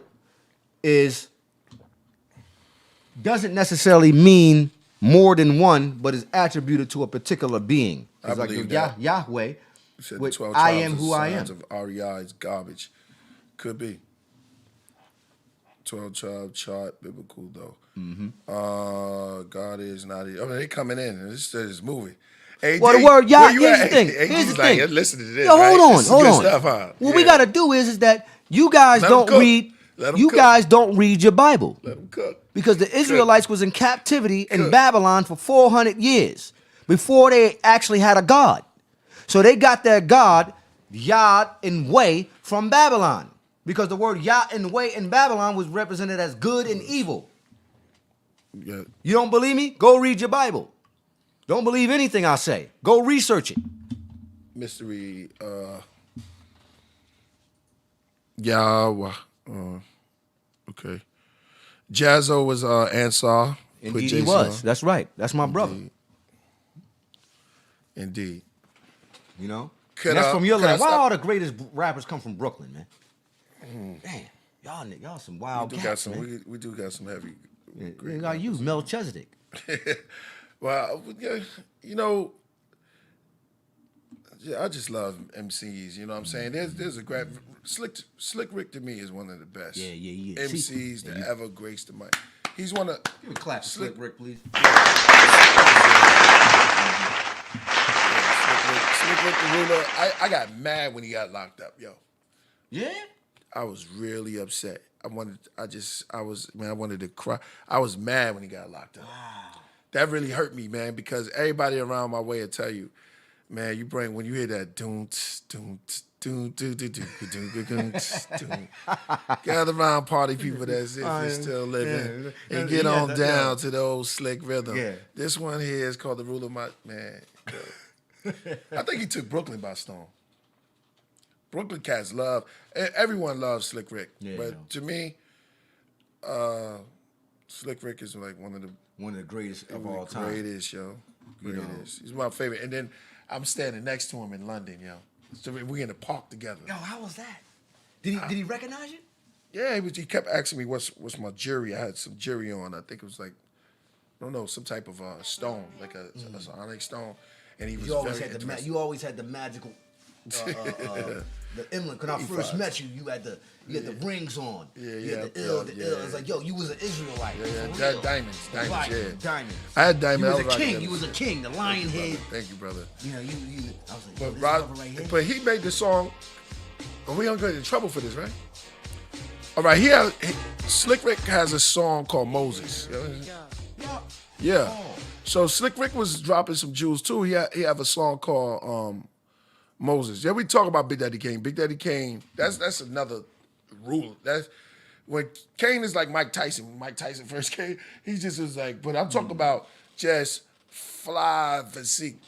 Kane, no one could beat Kane because Kane was so strong, dominant. He was too liberal. Dark skin, you know what I mean? He was dark skin, dominant. Like Biggie, almost like Biggie. Like Biggie. Biggie remind me of an old king, like fat old king, like you know what I'm saying? Well, anyway, he have a song called Moses, and if I don't know if we can play this, but if you ever check out, we're not gonna get in trouble, right? Play a little bit. So, dropped it, yo. You never knew this? This is hard. And this when he was locked up, and I was like, yo, this is one of my favorites. Ruler shows his inquiring noses, going into a story about a kid named Moses. Once a prophet was to be born, so for anything else, every firstborn son murders. One got away, a girl with prophet bound with her, gently put him in a basket, went floating down the river. Then ends up by a pharaoh relative, a honey peeped in, couldn't breed herself and was determined to keep it. Don't say a word, she told her slave, who was a real witch snitch. It'll definitely be the last day you breathe, bitch. Wild kids slaughtered, cause that was fun of them. Soldiers telling the king that they murdered every one of them. Thanks, said Pharaoh, dies with a fen tip. Sister showing the baby saying the river God sent it. To a brother who arose and said, whoa, sis, cures I suppose is the awkward knows about Moses. Yeah. Yo, when I tell you, yo. Yeah, that was hot. I had chills. So when that came in, That was it. was I it. said, yo, Slick Rick. I don't know what, huh? Slick Rick. you want to run out? Who? You. Make When me you want to hear that- rhyme? Slick Rick made me want to listen. I just wanted to. I was like, I don't think like certain MCs. I'm gonna tell you as other ones. Nothing but love. Oh, shout out to Dougie Doug Akbar. Doug Akbar. Yeah, he made it. He turned it gold, and Wow. gold is for the soul. You know what I'm saying? That's right. Nothing but love. KP and Rasul. What do you know about Prince Hall Masons and their dealings with shrines like Albert Pike, founder of the KKK, same Shriners that founded the Nation of Islam. All right, now that's a touchy Get in there. question. That's what we Okay. do. We touch up in here. Do you feel like taking on this? Oh, I can go in that. Yeah, I can say a little something. But go ahead, brother. The guy Prince Hall, okay, he was. Here's the thing, and I know I made a lot of statements on Killah pre-show about masonry, and I don't know how some of you guys feel. Huh? Oh. No. Go ahead, bro. Go ahead. So here's Disclaimer, right? Yo, keep that question up. Bring it down a little bit so I can go back and look at the question so I can. Okay. Shout out to the intelligent hoodlum always. Yeah. All right. So That's my brother. That's a Leo. Prince brother. Hall Trash. was an African American or African, whatever word term you want to use for us as a people, okay, who was initiated by the Yorkshire Masons. Now you have the Yorkshire and you have the Scottish Rite, right? Same lessons. It's just that the Scottish Rite took a different route. In fact, the Scottish Rite was implemented first before the York Rite. The York Rite, they're the ones who were kind of somewhat racist, okay? The Scottish Rite was initiating all kinds of different people into Masonry during the 1800s all the way up to the 1900s. The York Rite Masons from Yorkshire, England, didn't want any Africans, any Spaniards, or any Portuguese in their lodge. You follow me? So Prince Hall, what happened was, at that time in the 1700s, somehow Prince Hall was initiated. He's a black man, you look him up. And he was initiated into the Yorkshire Rite, which is primarily racist towards African Americans. There's not too many blacks that's in the York Rite. You have Prince Hall, that they set up, that they say he got his charter from the York Rite, and then after that you have what's referred to as the Scottish Rite Masonic Lodge, okay, that allowed blacks, most of us are either Prince Hall or Scottish Rite Masons. You very seldomly will see a bunch of our people, black people, Africans, in the York Rite Lodge. The brother brought up a term about Albert Pike, who was a part of the KKK, who was a big racist, who wrote that book, Morals and Dogma. That Adolf Hitler, he read that book too. You know that, right? Adolf Hitler read Albert Pike's book. So Pike, he had a different ideology for Masonry here in America. Most of the speed it up. Most of the white Masons of Yorkshire are here in America. Those were the racists. You understand what I'm saying? When you go down south, like you'll find that most blacks are Scottish Rite Masons. Okay, so what happened is that Prince Hall became so much of a dominant because the Yorkshires are racist. You understand what I'm saying, priest? They gave Prince Hall, he made him the poster boy for black masonry. You understand what I'm saying? This is why you see, if you go to a lot of blacks, or black African Americans, and you ask them what Masonic lodge you're a part of, most of them will say, I am a part of the Prince Hall Lodge. And they'll say, if you're black and you're not a part of the Prince Hall Lodge, you're clandestine. Right? And that's like that's a fake lodge. That means if you're not a part of this, you ain't a real lodge. You even talk like York, man. You understand what I'm saying? Yeah. So here's the thing. So in that the shrine, to add that in. Okay. Here's the thing. The Shriners that you see in America, the white Shriners, they are not real Shriners. The Arabs. We gotta give you a bomb when you did that, bro. The Arabs, they didn't give the Arabs any of the real degrees of Islamia. They didn't do it. They gave them, they told them stories about Fatima, Muhammad, and different things like that. And the Europeans that went over there, they wrote these things down, right? And tried to compile it into information and then brought it back to America and tried to initiate Masons as Shriners. But they don't even, listen, the Shriners don't even know how to pronounce the Arabic of the real degrees from the noble and mystic Arabic lodge of mystic shrine. You know, they don't know, they don't even know how to walk into the lodge. You follow what I'm saying? What I said about Alexander the Greek. Yeah, exactly. Remember we was talking about that earlier? Yeah. Remember when I told you when he came up the Nile and he went into Men Nefer, which is Thebes, and he was greeted by the priest of Amun. Right. But were they real? Because did he Who? get the... No, they I don't didn't. want to change the subject. Go ahead, continue. Okay. So dealing with the shrine, right? The Shriners here in America, the white Shriners, they don't have the real secrets. They don't have the real secrets, okay? So here's one imposter. You guys might get mad at me. Not Alexander the Great, is the Greek. The Greek. Alexander was never Greek. Or the geek. He was a Greek. Alexander the Geek. That's who he was. So there's one person I'm gonna tell you who was really an imposter to our people that the Europeans brought over here, who claimed himself to be a Shriner, and his name was Wallace D. Muhammad. Somebody said who the most honorable Elijah Muhammad. How dare you, Rasul? Yeah, whatever. You can get mad all you want. The most honorable Elijah Muhammad. See, the most honorable Elijah Muhammad met this Shriner. He met Wallace D. Muhammad. That's why when he when you read the lessons, he said, I met Wallace D. Muhammad. He was God in the flesh. Right? That says it in the lessons. Yeah. Okay, so he met a Shriner who didn't necessarily really teach him the deen of Allah.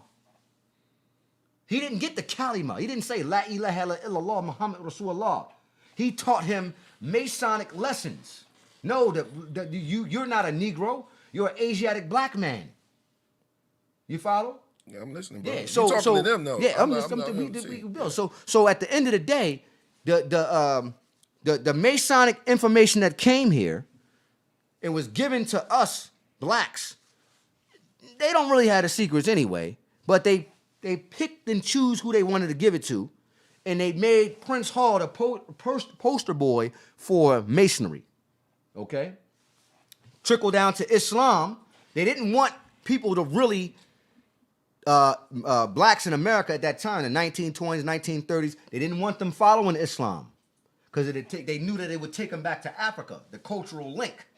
You follow what I'm saying? So Wallace D. Muhammad, not Wallace D. Farad Muhammad, right? He was really an imposter. They say they say that he was a CIA agent. Some people say he was a CIA agent because he came to America and didn't necessarily really give blacks the real Islam. He gave him a watered down version, and then the most honorable Elijah Muhammad gave it back to us in the form of lessons. Like, you got to think, back in the 1930s, they wasn't making salat. They wasn't making prayer 5 times a day. They wasn't following none of the Islamic holidays. Cats were still eating pork. You know, I'm not saying the nation of Islam was eating pork, but if you drink water, let me just say that if you were deprived of water, and someone gave you some dirty water, and you didn't have any water, you just drunk that water, you're gonna say this water is good. It is not the original water, you know what I'm saying? Yeah. But it's good enough to quench your thirst at that point, until you get the good water. Right. You know what I'm saying? And then it might shock you a little bit because it's clean water, and you might call it clean water actually different because you're not used to it. You know what I'm saying? So that's just a little knowledge of what you're saying. You know I mean, maybe I'm just adding on to the Islam that was given to him. Maybe you talking about Elijah Muhammad? Yeah, maybe the Islam that was given to him wasn't good, but it was good enough for them to drink and digest and say, this is good enough because it's all we have. Right. But then when you come with the clean water, of course the clean water is going to be a little bit more different, a little bit more sparky. It's a little bit more nutrients, good for you. You know what I'm saying? But it's just that you're so used to the dirty water that the clean water kind of sounds. I mean, it kind of tastes a little different. You're not used to it, but it's good for the soul. So, sort of like how the knowledge was coming in. You know what I'm saying? When they first got it, they didn't get the pure version of Islam. But then when the pure version did come, they wasn't probably used to it. But Right. it wasn't saying it was. Somebody on here said that the CIA wasn't a thing in the 30s. You're right about that. But here's the thing. It wasn't until I'm talking when I speak of the 30s, I'm talking about Noble Drew Ali and Marcus Garvey and them. The Black Fard Stone. Muhammad it comes in the 60s. Okay? So even though they didn't have a central intelligence agency back then, they still had an agency that obtained intelligence.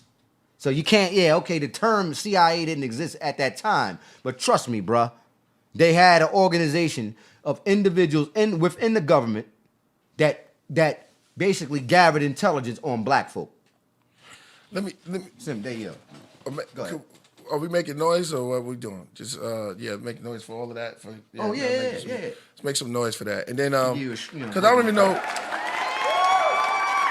Yeah, I don't even know who you was talking to. I'm trying to get Some of the died. knowledge is knowledge, yo. Master Farad died in 1992 in California. That's true. So I've heard. That is true. The brother, yes, that is true. Yeah. Yeah. Yo, man, he Okay. wasn't no god, yo. If anything, I think the Nation of Islam should be giving more props to the most honorable Elijah Muhammad than this guy Fard, who wasn't an Arab. He was not an Arab. He was a Turk. Okay. He was a Turk, Great yo. info. Yeah, exactly. Great info. Sorry. Is that where the Turks is where we get the feds or what's going Well, on? you got no. That's not I'm where you about get to the say Tartar something. Bush. That's not where the Tartar Bush comes from. Okay. The Tartar comes from is another word in Arabic Rasul's for brainwashed with spiritual. for the headdress that the Muslims wear. Oh. You know what I mean? Hey, you can say I'm not brainwashed at all, bruh. You don't know the history. And the problem is with a lot of you guys come in here and you just say a bunch of stuff. You don't know what you're talking about. Go ask one of them Arabs, man. Don't ask me. Go ask one of them Arabs. And then what's the name? You know what I mean? AD? Okay, Go ask one Doug. of Thank them. you. He said, "Let me answer." Okay. Yeah, I hate to change the subject, bro. I mean, but it's like, but what are we going to do, bro? Like, all of this information and all of this is going on. What happens if, AD, you could comment on this. Yeah. What happens if they shut off the internet, man? Oh, and the YouTube, man, it's over, bro? yo. Hold on, I gotta go. Let me go. What if Right they back. just shut everything down? And they say, okay, we're shutting off all communication. Then what? I mean, Where we at? I don't Oh, think, Ngozi just called in. Oh, okay. Oh, this is getting real, yo. I don't know if that's gonna happen. I ain't afraid of that. But we might get censored. Huh? You might get censored. Peace. Ngozi is in the house. He just called in. What up, Ngozi? What's happening? How you doing? Yeah, we up, man. You watching? We. I know when you come in, man, it's gonna get real deep. I just asked a quick question, and my question was, AD was answering it right now. He's saying that it can't happen. Why do you say that can't happen? I just asked the question of, what if they shut down the internet right now? Because they were going in on Master Farad Muhammad. Sul just left. He coming right back. That would have to be a power outage. You're gonna see the power go out before you see the internet go out, because they have control of all the websites. They could shut down websites. They got websites being shut down right now. Right. They could block people from going to websites. They blocked the president from Twitter. You're gonna see They more. blocked the president. Who? Which Yeah, president? they did. They did block Trump. They blocked Trump. They shut down his Twitter. Gone. Talking shit. Facebook too. What? Yeah, this starting to make me think, man. It's like, come on, they treat Trump like Kennedy a little bit. It's it's like, wow. Well, Trump is a gangster, man. He don't follow the rules. Yeah. He's anti-federal government. Right. Think about Indeed. Ooh. Man, make some noise, man. Ngozi up is in the house. He's on the 1 and 2s right now. This is Ngozi on the phone. Everybody want to say peace to you, brother. How you doing? Peace and love. Peace and love. Yeah, no doubt. It's always a pleasure when you call in, man. It's always deep. And the brother Rasul was just going in. Have you heard him going in on Farad Muhammad? Oh no, man! I want to hear his input on him. What's the drawing? Go ahead, Sue. Oh yeah, I was just trying to tell him that he was an imposter, and that people like Sheikh Dawood, Ahmed Faisal, and different, those were the real guys from Africa that was really trying to teach people the deen of Allah. And what I was trying to explain is that Fard Muhammad was a Mason who basically brought if you look at the 1 to 20, the 100, the 120 lessons. 120 lessons, or just the supreme mathematics of the nations, of the nation of Islam, right? Right. All of those are kind of watered down Shriner lessons. Okay? Now, you can't, when you deal with just Islam, when you go to the Middle East or Africa, they're dealing with just the deen of Allah. You can't go over there and ask them, who's the original man? What's the square race of what's the square, what's this, that? No, they're going to be like, I don't know anything about except the Quran. La ilaha illallah Muhammad Rasulullah. Yeah, They're going to teach you that. They don't know. You start talking about the sun, moon, and stars and all that. They don't know anything about that. You don't know no Quran. You don't know anything. So at that time, he didn't give Honorable Elijah Muhammad, or Honorable Elijah Muhammad didn't teach people the deen of Allah. He didn't teach them Islam. And as far as the Islam that's taught, that was how I was raised. You know what I mean? Or you take your Shahada.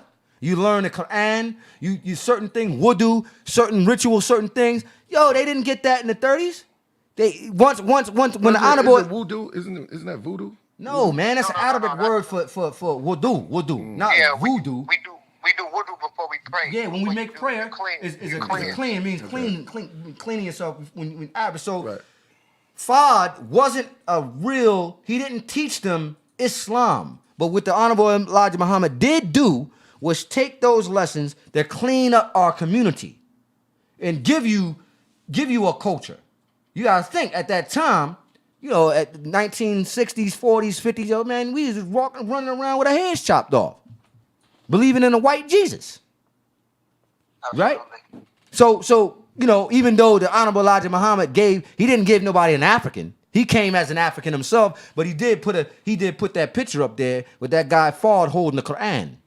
And he said, this is God in the flesh, which was another misconception, because I'm not following no Fard. I follow the most honorable Elijah Muhammad, but I refuse to follow Fard.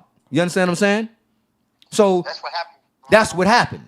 That's So what until happened with Clarence 13X. He told when he was in Malcolm X mosque, he told him, I'm not following Farad. He said Farad is a white man. And he took the lessons to the streets. That's what happened with Clarence 13X. He took the lessons to the streets. Exactly. He wasn't drawing off that. That's true. Yep. So we have to understand that those guys, no disrespect to any of them, man, because I know a lot of people get emotional when it comes to Noble Drew Ali and all these guys. The only people, all the group of people that I respect is only Marcus Garvey and the most honorable Elijah Muhammad and Malcolm X, only because most honorable Elijah Muhammad, he cleaned up the streets in Chicago, Philadelphia, and in New York, Brooklyn, all over. You understand what I'm saying? So I'm not giving no credit to no Fard because he didn't do anything in our community. You understand what I'm saying? I got to give it to the most honorable Elijah Muhammad, and that's one of the reasons why I always give him praise, give him respect, and Killah and Priest too. Remember we was talking the other day? Me and Priest, we love the honorable Elijah Muhammad for what he did. Yeah. Because if he Indeed. if he didn't come with those lessons, man, I don't know what would happen to cats, man. We probably would have never got a Malcolm X. You feel what I'm saying? Mm-hmm. So That's true. yeah.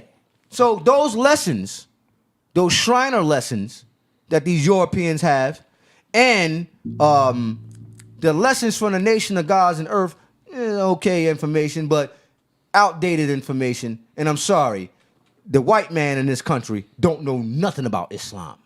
Nothing. Not real Islam. Not Mullah Ibrahim Al-Fani. They don't know nothing about it. But what do you mean by that? They don't know. Yo, you got white Shriners walking around in America, yo, with tartar bushes on, falsely called fez. So when you see a white man, you never seen him walking. That's an African dress. Mm-hmm. That don't have nothing to do with them white people. That don't have nothing to do with them. You understand what I'm saying? The Fez killer is what the Moorish Americans were. Yeah. Mm-hmm.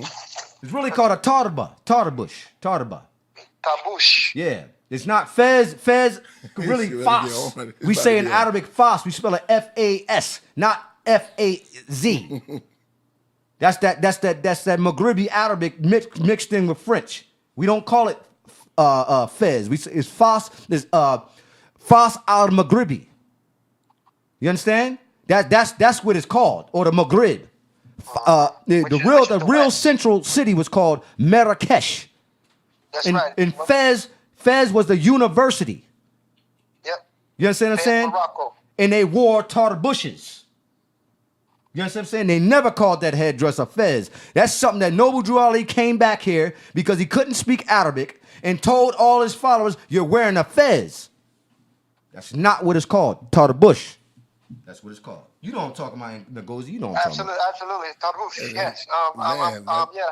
And also to add on, the thing, and I agree with you, man. Like you're going in, but the thing with Noble Drew Ali is that Noble Drew Ali was presented. Noble Drew Ali, if we do the history of him, he used to work for a circus, and he really learned a lot of those. Ngozi, I love you, bro. Just Make keep some talking, noise. yo. He used to work for a circus. Open him up. Wake him up. He used to work for a circus. Ooh, make some noise on this one. I never knew this. Go ahead. So when you study Noble Drew Ali, Timothy Drew, you got to understand even his name. He probably wasn't even Timothy Drew. He probably had another name. This guy, when he came out, he used to work for a circus. He actually got that form of Islam, well, not even Islam, but that form of this mystical aspect of Islam from gypsies that he was working with. And he was a Shriner, or a type of Shriner. And when he said he went to Egyptian and became an Egyptian at that, he didn't really literally go to Egypt.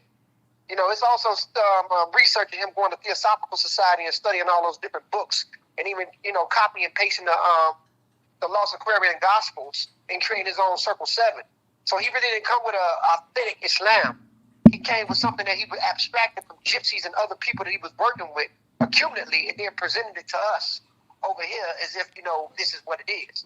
Noble Drew Ali's story is very interesting, very interesting. But he actually worked for a circus. Yeah, He worked for a circus? Yeah, he worked for a circus, yo. He was like a. So how did he get to how did he get with Garvey? Oh, well, I was trying to explain. I don't know if you know. He never met Garvey. Garvey, Okay. it's a record. I'm a Ross Squad talked about it years ago. It's a record where Marcus Garvey said he don't know Noble Drew Ali. But when Marcus Garvey was in jail, Noble Drew Ali, they say visit him or went to visit him. Noble Drew Ali was on business, bro. Like he did some good, but in his own way, yet still he was on some. He was on some. That's why the Moorish Science Temple never really. It had a phase where it was pumping, but it really didn't go nowhere because after he died, you had other people in the temple trying to hijack it and do all types of stuff, and it kind of declined. But no, he was a businessman. Like he didn't really understand authentic Islam. No. I mean, the honorable Elijah Muhammad didn't really understand authentic Islam. I mean, his Exactly. son- There you his go. son- Thank you. His son Thank did. you. Wallace Dean Muhammad did because he went to school over there and he learned the proper deen. But no, like Islam, Allah doesn't mean arm, leg, arm, head. And I think I talked about this before. Allah is Alif, Lam, Ha. There you It's go. actually Or Illah. it's Illah. actually- From the yeah, Alif come on. Lam Ha. There you go. Right, and it's really like slick for you to equate Allah subhanahu wa ta'ala with man, according to the Orthodox understanding of Islam. You can't really do that, but but we did it and created our own little thing for it over here in North America. But that's not ultimately what Allah means. So the Honorable Elijah Muhammad, he really didn't understand Islam the way they practice it back home on the continent or in the Middle East. He didn't. But again, like the brother said, he gave us our own little way of dealing with it, and they clinked us up. So we use it in our own way. But that's North American version of Islam. A lot of people don't understand Islam like they think they do. Yeah. And in order to really properly understand Islam, you got to know that you have to know Arabic Yep. in order to even read it properly. Yep. You know what I'm saying?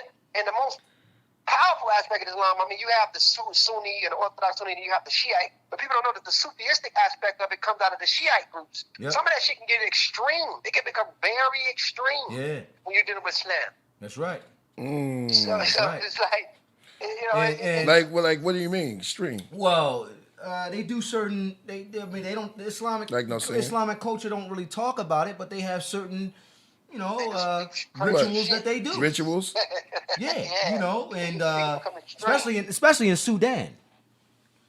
If you want to learn real Islam, you got to Kiss in go. the cobblestone? No, that's not no kiss no cobblestone, man. This stuff is Well, extreme. It's kind extreme. of Like, it's a rites of passage. yeah, they got rites of passage. Yeah, and even when you go to Iran, they do it. Iran got extra like when you study the Shiite version of Islam, people don't even read all the hadiths. Some of the hadiths is bogus, crazy. Yeah. But what I'm saying is, like my mother's side is Fulani, and a lot of my people that's near Senegal and the Fulani are Sunni Muslims. They Sunni Muslims, and sometimes they can be very extreme. Now, some of them are part of Sufistic orders, because a portion of my mother's family is from southern Algeria, and a lot of the Algerians, a lot of those people have a Sufistic order. But the thing is, I don't really want to bash any form of religion, but at the core of Islam, it can become extreme. It really can become extreme. For real. It can become extreme. Where did it origin? What's the origin of Islam? Did it start with a? Is it the religion for us as a? Yeah, well, no and yes. No and I like the way you put that. No and yes, but I say Islam has. I would say those Arabs stole a lot from Africa, because when they came over the hijabs and they invaded Egypt. See, what people understand, like, I don't want to sound like a racist, but them Arabs is gullible, because you don't conquer a land and then you try to convert everybody to your way of life. You might as well be like Genghis Khan and just take everybody out if you're a warmonger or warlord. But what they did was they came over the hijab, killed off most of the men, saved some of the other men, and kept all the women, and then converted everybody to Islam. So their campaign was to convert people, not to just kill off and take over the land. That's why, remember I was telling you earlier, that Arabs didn't conquer all of Africa.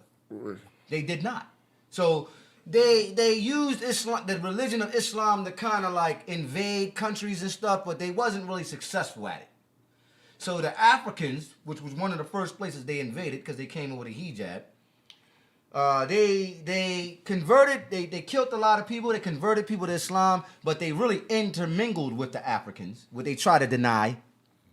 That's why them Arabs look the way they look. A lot of them, Ethiopians. Can you agree with this, Ngozi? The Arabs really look like Ethiopia. That's what that real Arabs used to look like. Yeah, I'm gonna add on to it as you go on. But yes, you're absolutely correct. But I'm gonna go ahead. Once you finish on my bill. When they came in, they make sure y'all hit that subscribe. Hold on, make sure y'all hit that subscribe. Make sure you hit that like and that super chat. Also, you getting it live on the Killah Priest podcast. It's going down right now. We about to go into some real heavy stuff and. This is for the lighthearted and the cats that don't want to seek knowledge and is scared. You can leave the room right now. This is for the cats that is up and is with it. Be in. You should leave now. Get out. Go ahead, brother. I know you're really excited about this, but here's the thing: Muslims, when they created Islam, a lot of the stuff in there is allegory, and a lot of stuff never happened. Like they got these bogus ass tombs talking about this is the tomb of the pharaoh, this is the tomb of this. Then they say the pharaoh drowned. And if you understand time and Kemet, Ramesses II or Ursa Mahasatepaba, Ramasumeri Amun never drowned in water. The nigga died at 90 years old, so it don't even make sense. That is true. Say that. And also, Herodotus doesn't even talk about, if you study the histories by Herodotus, he doesn't talk about a Kaaba. But they tell you this mythical story that Ishmael and Ibrahim built the Kaaba, but that wasn't important. That was a shrine for paganists. Here's the thing: before they had Orthodox Islam, before they established their narrative, Allah was a pagan god. It was the god of rain and sky, and then you had his three daughters, Alat, Al-Uzza, and Al-Minat. But here's the thing: once they fabricated and concocted this character, could you repeat that once again? Allah's what? Allah at one time he never had a form, but he was an invisible form he was the god of rain and sky. He was like Brahmin in Hinduism, but he had three daughters, Alat, Al-Uzza, and Al-Minat. That is correct, my brother. Can you give him a round of applause for that, please? Make some noise for him too. Make some noise for Ngozi, please. So when they created Muhammad comes from a part of his story comes from a man named Al-Arabi. Al-Arabi was a rapist, but he was a general. And a lot of his character was abstract. And not saying he didn't exist, but a lot of, I mean, I don't even want to, look. All I'm saying Nah, is, do it, brother. You going in. This is what we about, bro. I told everybody if you light it hard and you can't take the truth, leave the room. But so you in there. If it's all grown ups in here, go ahead. So here's the thing. When the Arabs came to be, now here's the thing. What they did was they were trying to combat against the Byzantine Empire and the Jews who kept changing their narrative. That's why in some hadith they consider Jews pigs, and they say things like in the Quran that the children of Israel was the chosen one, and then they lost it because they kept changing their narrative.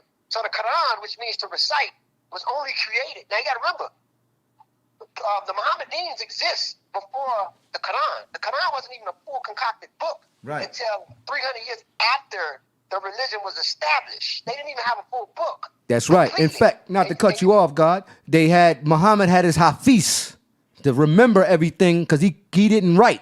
So he had people write down what he said. Wasn't he Ethiopian? Who wrote it No, down? he wasn't. No, the guy who wrote it down. Wasn't he? You talking about Bilal? Bilal. No, see, that's just the thing. They try to play Bilal a little bit.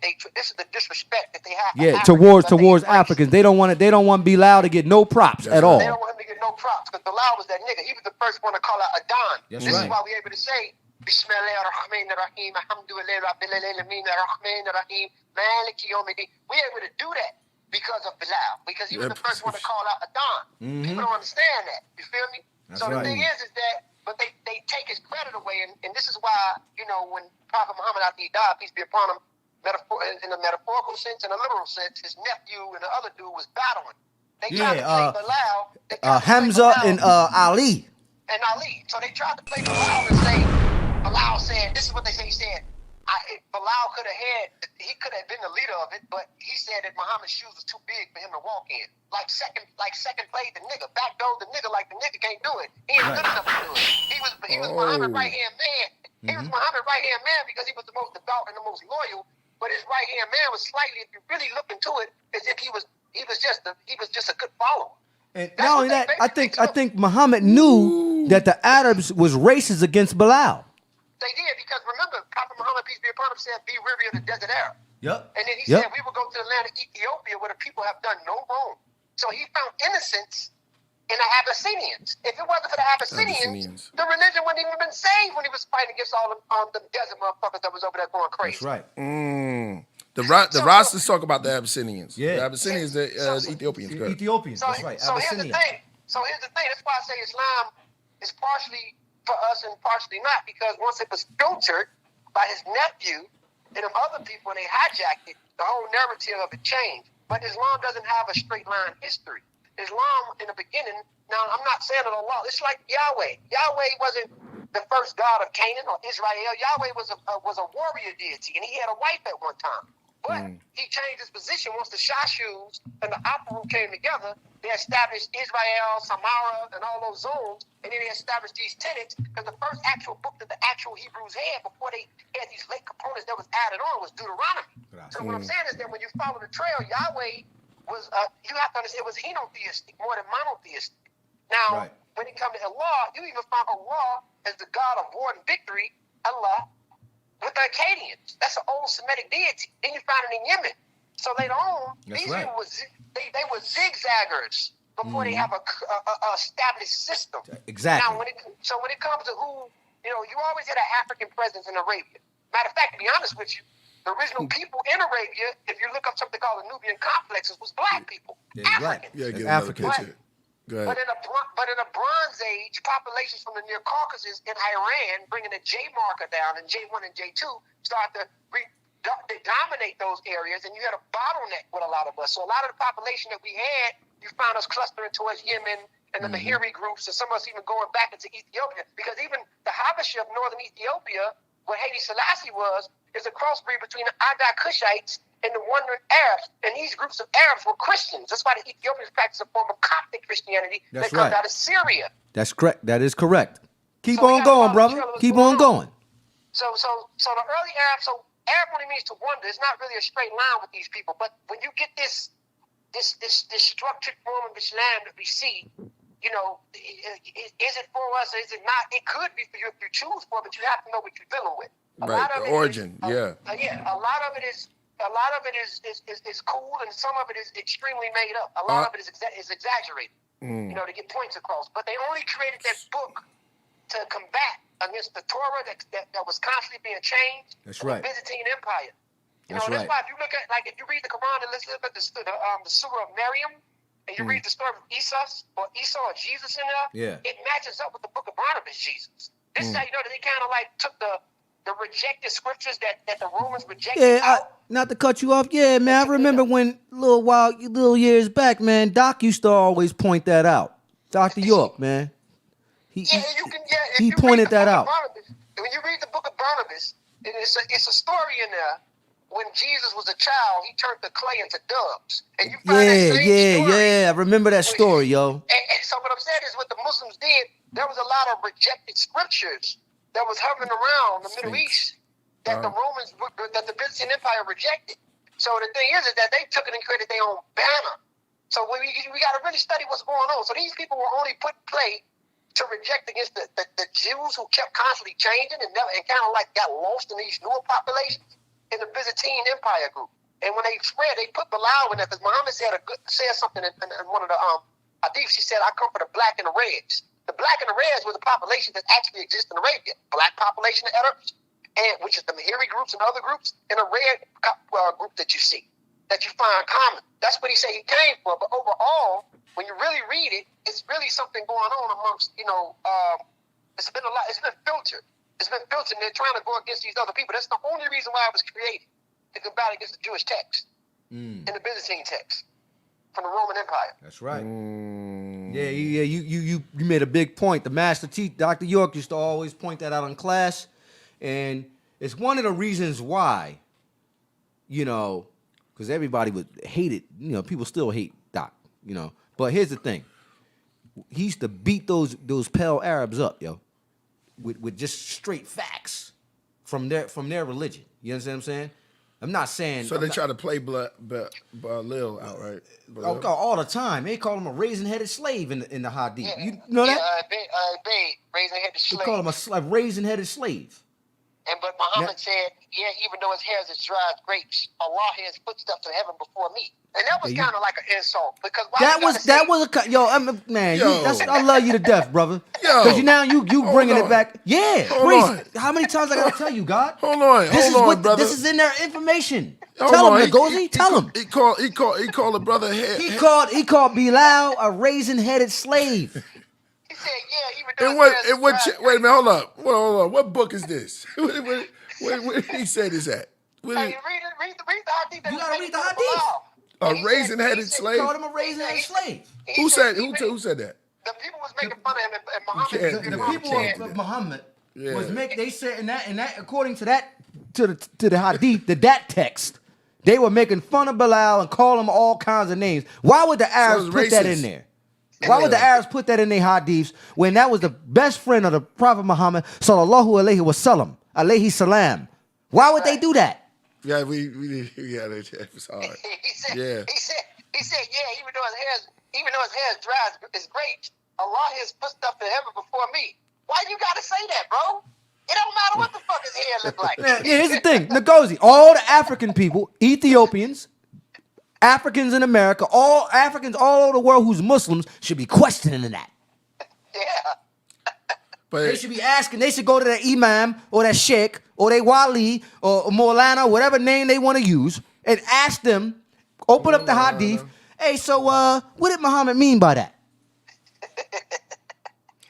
That'd be considered sacrilege. You know what they did? They'd try to come up with all kinds of excuses because I did it. I used to ask them those questions. That's good. You're supposed to ask. And they threw me out of the mosque a few times. Them Arabs threw me out in a couple of mosques, yo. I ain't never tell you that, Bree. Yeah, they used to hate me because once I got in tune with Dr. York, and start reading the 5% lessons, I would take the information to the masjid and say, "Listen, man, these guys around my neighborhood, they saying this, that, and the third." When I brought the Dr. York books up there, they really hated me then. They tried to run me out. You know what I'm saying? They actually they reprimanded me. Ngozi, they reprimanded me and they kicked me out. Shit, crazy, man. Yep. And then after that, I was 15. I was about 15 years old, and then I got initiated into the Sufi order with the Muhammad Rahim Bawa Mahayadeen. This is all in Philadelphia, by the way. And whatnot. And once you get into the Sufi order, shit, by the time you master Everything changed. it changes. And then because I'm a Sufi. Shout out to that's why I call Hakeem. it some Hakeem street always talking about Sufis. the Sufi. Yeah. The Sufi Yeah. knowledge is deep. It's like the deeper part of it, right? Like the But go ahead. yes, the deeper part of it too, Ak, is that when you get deep into it, first of all, it's a hidden attribute of Allah that we don't know. And a hidden attribute of Allah, the hidden attribute is who. And who means That's he like is. Or who? Who means he is. That's why you hear the Muslims say, who. The Sufis do that. Who is, that just is.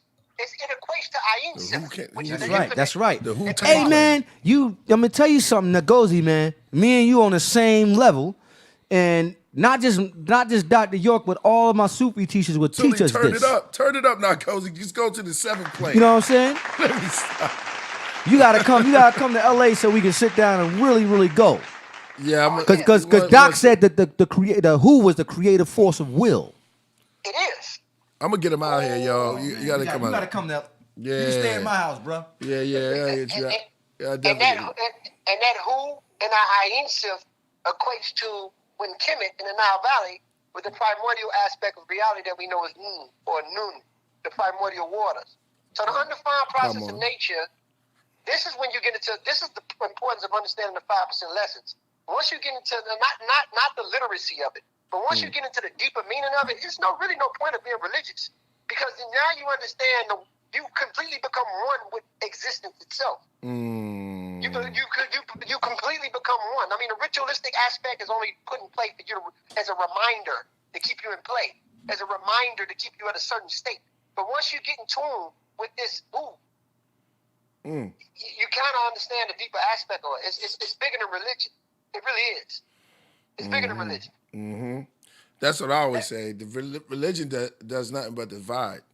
It does divide, and the message for me, it doesn't stop with Muhammad. You had messages that came with Bantus. You had messages that came with the Yoruba. You had messages that came with the Mandinka. You had messages that even came with Scandinavian people. And they don't talk about that. Message. Yeah, exactly. Exactly. They don't talk about that. They don't talk about why they don't talk about these messages. You know what I'm saying? That came to the Yoruba. You know what I'm saying? From the Yoruba tribes and all that. Because what they're trying to do is here's the thing. Muhammad said something, peace be upon him, to those out there that deal with it. But what did he say? He said, he who speaks Arab is an Arab. What's going on with the Dogon right now? A lot of the Dogon are converted to Islam. They're in tour with the Fulani right now in Mali. But what's going on with them? They're throwing away their older systems that the Nomos and all that. They don't deal with that no more. They only deal with geometrical patterns and deal with Allah.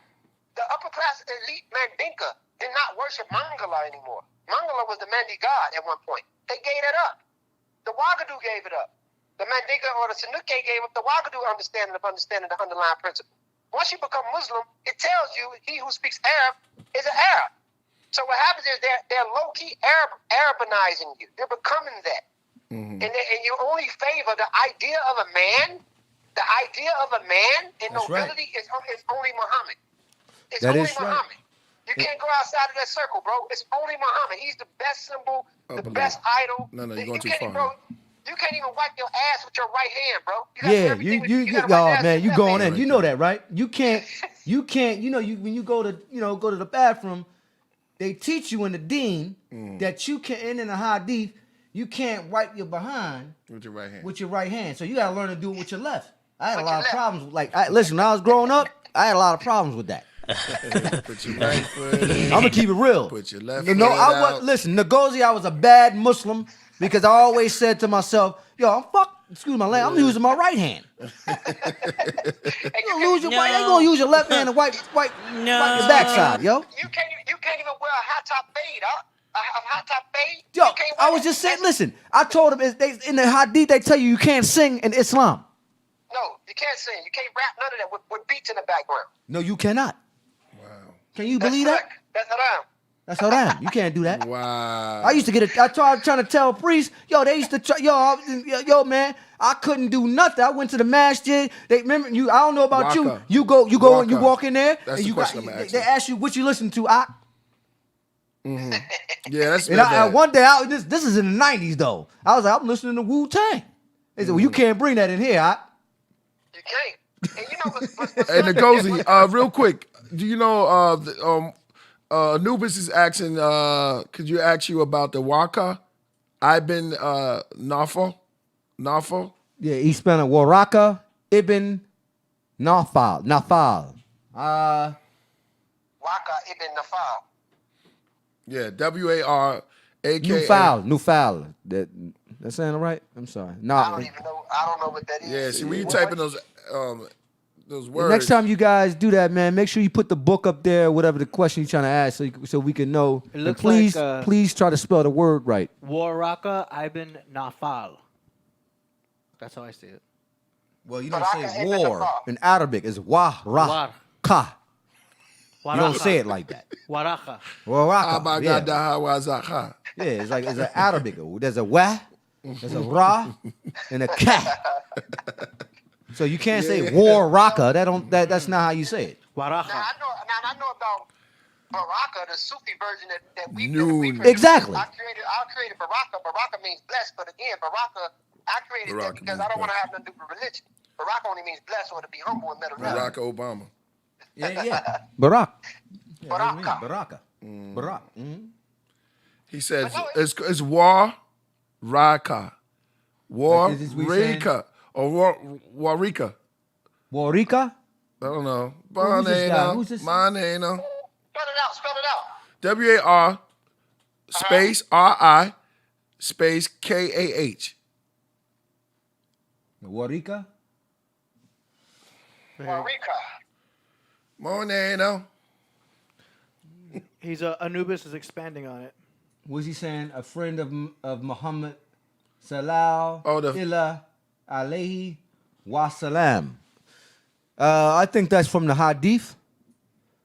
Who you talking about? Now that you kind of explained it, but I can't recall the story about him. Maybe Ngozi can. Anubis, where'd you get that from? Is that from the Hadith? Please comment so we know what you're trying to ask us, please.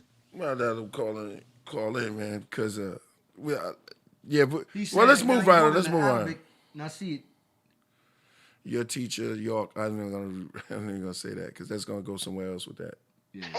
You already see it. Yo, Go ahead. Okay, the other guy, yeah, Waraka ibn Nafal, yeah. Ancient Babylon. Yeah, he Right, was a man, you guys got to recall because I don't read the hadith no more. So sometimes you guys on here that's on the feed, I don't read no hadith. They got it open right now. You got to get back in. Listen, I'm not gonna go. Maybe I need to go back and read the hadith, but I just read Quran, yo. I don't want to read anything from what them Arabs is talking about. A lot of them hadiths get real problematic and it gets really disrespectful and sloppy when you It's follow the hadith. It make you not even want to deal with it. Yeah, You know what I'm saying? at the end of the For day. real.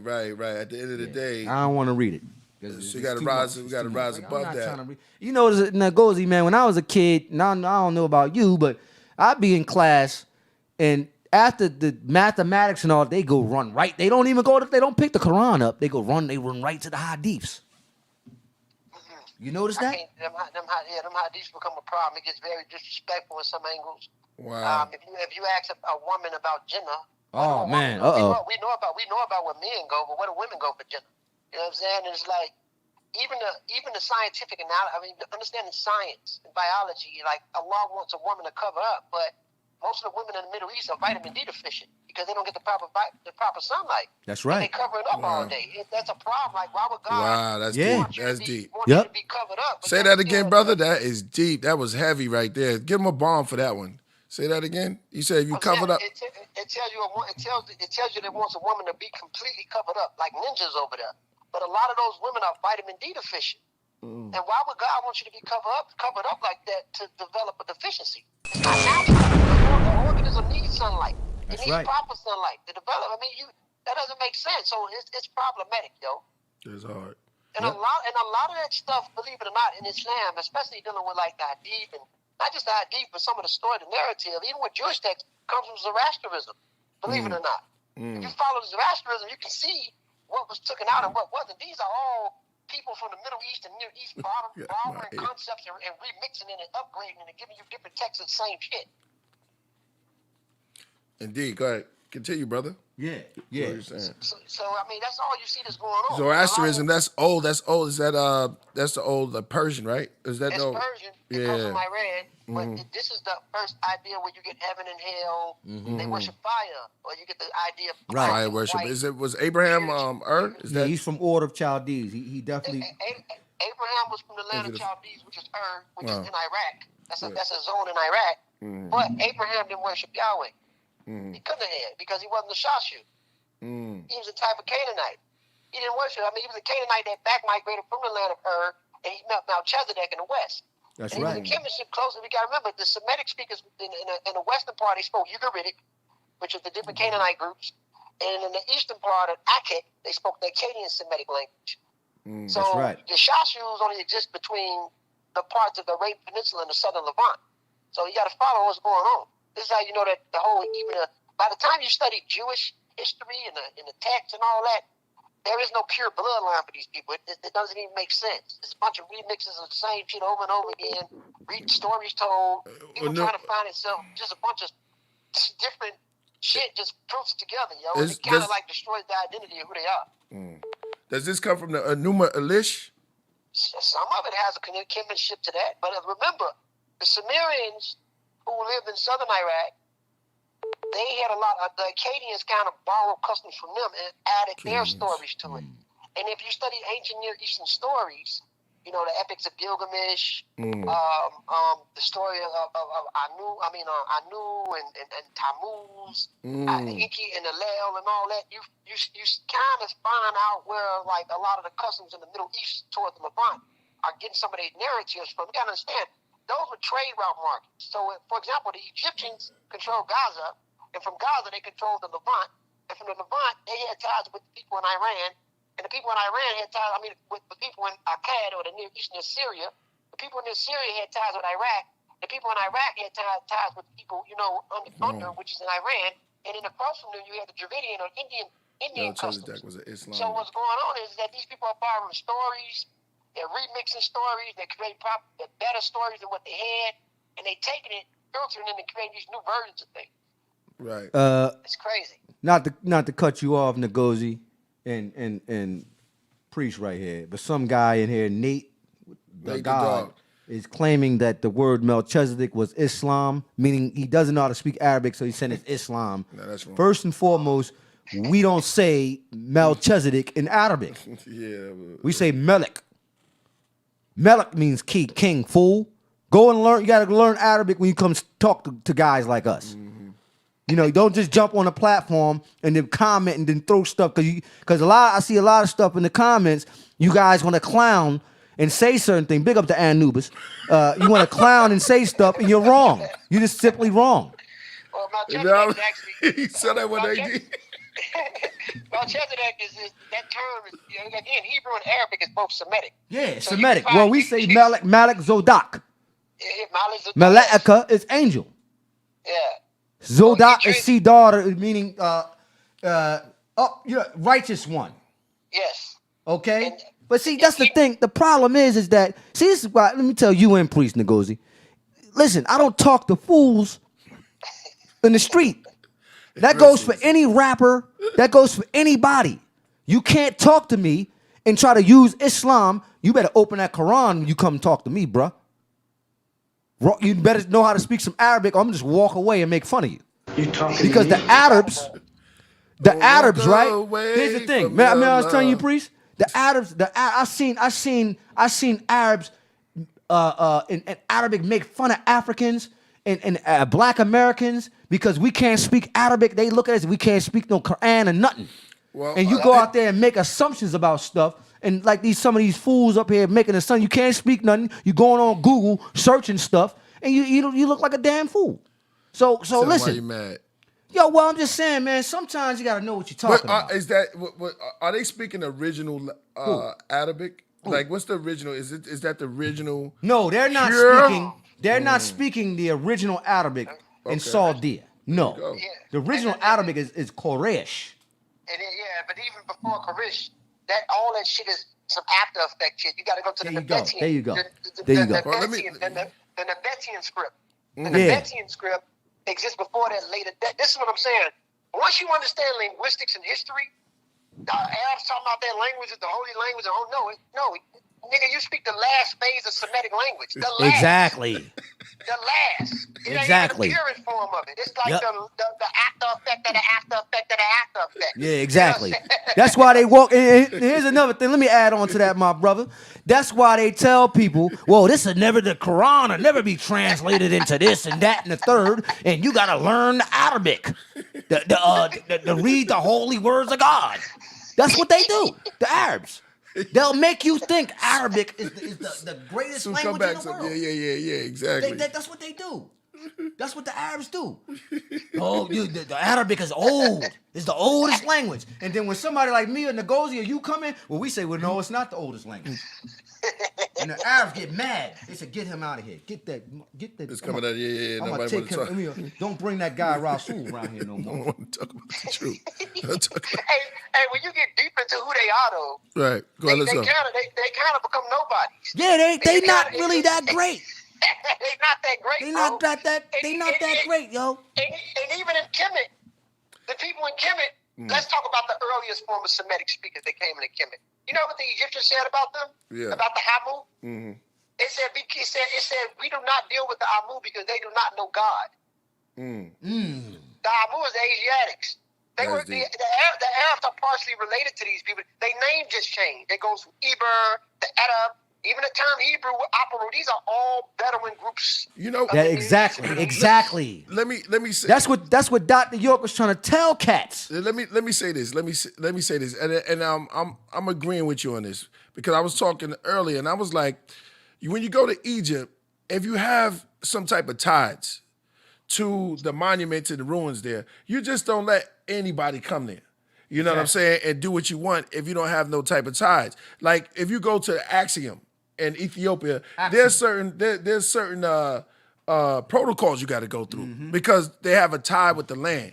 So if it's really your land there, you don't let nobody just come in there and piss and take pictures and stuff without letting them know what you're doing is and what this is really about. So I agree with you on that part. You know what I'm saying? Because it's supposed to be sacred. If that's the land of your ancestors, you don't let nobody just come over there and take, just do whatever they want. Dig up tombs. You got to get some type of, you got to go be initiated. You got to dig up the tomb of King Tut. You have to. Howard Carter did that. He died 12 days later. You know that, right? It's a disrespect. They study disrespect. Yeah, you coming out over there with a shovel and a pick. Let's talk about you coming here looking for some of the ancient kings. Who do you get? You can't just dig up those those ruins like that. You got to go through an initiation or be, you know what I mean? But they just letting you in there and just, all right, go ahead, dig it up. It's right over there. And here's another thing. I want to say to both of you brothers, you and Priest Ngozi, the Arab, they try to claim that they are the true descendants of the people of Kemet, right? But here's the thing: according to their culture, Islamic culture, you can't desecrate a saint's tomb. So here's the question: if King Tut was an Arab and a descendant of those Arabs, how come you guys let Howard Carter go in there and open his tomb? He died like 12 days later. Okay? You know that, right, Ngozi? You cannot go to an Islamic the curse of Tut. Yeah, what I'm saying is, as a born and raised a Muslim, you cannot. They're not going to let you. Remember I asked you. Remember I said this to you, priest. As a Muslim, can they go and open up the tomb in Medina and show us the bones of Muhammad? Man, you'll get killed They're trying to kill you, but yet they go into Egypt. They go into Egypt, right? Yeah. And dig up the bones of our ancestors, who they try to falsely claim are them. So if King Tut or the Egyptians are Arabs, prove to us. Okay, you listen to Ngozi. If they're of Arab descent, correct? Maybe some of them. But if they are truly of Arab descent, why the heck would y'all allow Europeans to come into y'all land and go into the tombs and dig up those graves? Take the gold and take all this other stuff. You understand what I'm saying? If that's truly y'all descendants. You understand what I'm saying? But yet, y'all got a tomb for Muhammad, and I'll give him praise. Sallallahu alayhi wa sallam, alayhi salam. Right? Y'all won't go and open up that, but you go up and you'll open up y'all open up the tomb of King Tut. You open up the tombs of all Ramses' children. They found them a couple of years ago. You open up the tomb of Ramses and all the great Seti the First, all the great pharaohs, Hatshepsut, all of them. They have the bodies. But yet you won't show us the bones of Muhammad. Sallallahu alayhi wa sallam. King, we can't even. Let's deal with North America. We can't even go to the tomb of George Washington and open his shit up, bro. That's what I'm saying. But they'll show you ancient bones of Africans. People that lived millions of years ago and put it in a museum. Hey, this is Lucy. This is Lucy, everybody. We gotta dig up the bones. That drug addict. They take Lucy and put her in a museum. They take Degnesh. They take the Egyptians. They take the Oxumite shit from Lalibela. They take the Nigerian Yoruba artwork and put it on England. And all shit. of it. They take everything. They take the Nook shit that was in ancient Nigeria. They take the Ironite. They found the pottery in Mali that goes back 12,000 years and take it up there. They hijack everything, whether they taking the people, the resources, or land. That's what they do. That's what they do. And they put you to the side like you ain't shit. While they take your shit like they doing primarily with hip hop right now. Hip hop was created by you. They've been doing this for years. Mm-hmm. They're hijackers. But like I say, you can't dig up George Washington and go look at him and people can stand around him and take pictures. AD left. That was a bomb, man. I'm gonna just boom, boom. You get a bomb. Yeah. From Boom, this. boom, boom, That was boom, boom, boom. crazy. It's You don't want to. fucked up. Ain't nothing but spider webs in there. Yeah. And corroded bones. And no disrespect to my Muslim brothers and sisters, the bones ain't probably, man, I'm gonna keep it real with you. Hey, I bet you it's probably ain't nothing in that tomb. It's nothing. It is nothing in there because if we you know what it is, huh? You know what it is. Oh yeah, and listen, I wouldn't be surprised if Muhammad was buried in Africa somewhere, or in Ethiopia. Look, man, this is what makes. I'm gonna go ahead and take my mask off right quick. Bro, these people, I was about to get on. You had NGOZI taking off his mask, bro. It's on. Go ahead. Bro, these people, it's so magical. It's so mythical. These niggas said Prophet Adam was a giant, bro. Come on, bro. They say he was a giant, bro. Who said that? Who said that? Bro, and how deep they say the man was from India. I'm just saying when you follow it, it doesn't make. Look, I'm just gonna say this: a lot of those people did not exist historically. I'm just gonna say that. I'm not saying who, but they never exist anyway. It was only created to go against certain people because they wanted to put themselves in position to dominate territories. Indeed. And I think that. Listen, I don't have. Listen, deep. let me That's tell you deep. something. Let me tell you something, NGOZI. My mother and my mother, may she rest in peace, and my father, they from the first resurrection of Muslims here in North America. Okay, and my father was a right the most honorable Elijah Muhammad, his right hand man.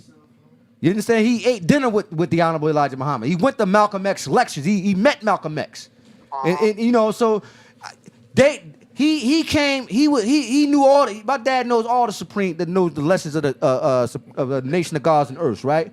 But he's a Sunni Muslim. You understand? So Don't worry about that. That's the tea. He don't need. I can't. When I see my dad like 2 years ago. I can't go in there and be like, "Yo, peace, God." He got mad at me. I was talking to somebody on the phone. He said, "Yo, man, don't be talking about that in my house." I said, "What you talking about?" I'm talking to my father. I said, "Yo, I'm a Muslim." He's like, "Why you?" He's like, we don't follow that. And I said to my dad, "What you talking about, man?" He's like, "Yo, you talking about peace, God, and all this stuff." And I'm like, "Yo, man, I'm a Muslim just talking to my man. And he's a 5%. He's like, "Yeah, well, you know, I never heard you use that lingo before." I'm like, "Dad, I use this all the time. Just not around you." But he heard me saying that. But see, a lot of those guys is from the first resurrection. What I mean by the first resurrection are the people who were given knowledge of self. They're the first resurrection of the people who were dead, but now they've been resurrected from the dead. So all of the students are the most honorable Elijah Muhammad. And Malcolm X is one of them. right? My dad is one of them. Probably your father or your mother too, Ngozi, right? They were a part of that resurrection. I'm not a part of that, the first resurrection of the dead. I was raised a Muslim. My father didn't teach me about no Honorable Elijah Muhammad. He taught me about Muhammad. Mustafa Muhammad Alameen. You understand what I'm saying? So it's a weird scenario. You know what I'm saying? And people just don't know. They don't know. They don't. And we have to ask ourselves a question. When you're dealing with theology, we have to ask ourselves the question of why was these stories created? You have to ask yourself the question, who was there to record everything that was said word for word in privacy, but it's written in a book? Every detail. Perfect example. If Prophet Muhammad was in a cave by himself and experienced Gabriel who told him to read. He said, Ya Muhammad, Iqra. Right. And he told him to read. And they said, Muhammad, sallallahu alayhi wa sallam, he said he couldn't read. He said he was illiterate. They said Muhammad was illiterate. Right, he was illiterate. So how could you listen to a teacher who can't read? Let him finish, brother. Let him finish. I'm going in. He added on to that. I'm glad he brought it up. But here's the thing. Who was there to record that word for word and see the detail? Now we get to the question, how do we know if the thing is historical? Just ask yourself the question. If it was a private situation, how do you know what really happened? Word for word in detail. Think about it. Not only just that, the Arabic word, that mala'ika, when we translate it, Ngozi, me and you have translated, we translated it. We come to find out. Yeah, I think that too, bro. Nah, man, because the problem is, God, is that when we start to translate the words, we start to see start to find the definitionary of it. The word malaka only means messenger, bro. Message coming down from the angel. It has nothing to do it's not it's not an extraterrestrial or nothing like that. Because when you get into the Arabic words and we translate it into the English, it does somewhat change from the transliteration, as they say, but the meaning stays the same. Jody said messenger. Yes, from angelos, the Greek. So here's the thing. No, because this stuff, I know why he's laughing. Because this stuff sounds silly at the end of the day. When you sitting down talking to somebody about the word of God, in the back of our minds, I'm like, you ever think about it sometime that goes like, yo, this stuff is crazy, man. I can't believe these guys believe in this stuff. Elon Musk is about to go to Mars, I keep telling y'all.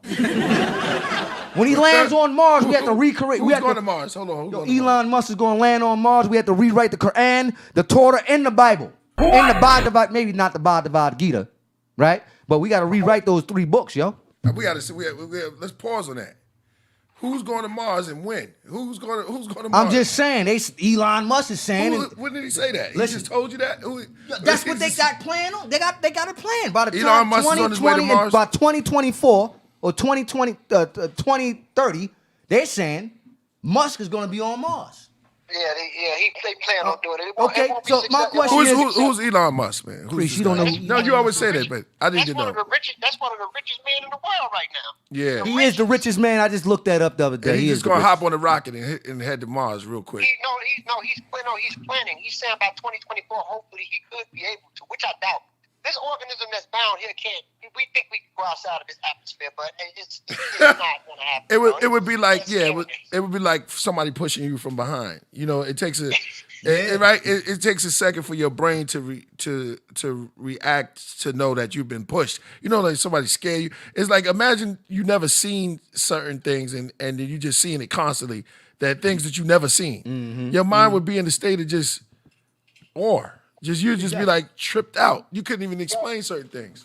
Yo, it's a good show on Netflix. It came on yesterday. I want you guys to check it out. It's called Alien Worlds. Alien Worlds on Netflix, right?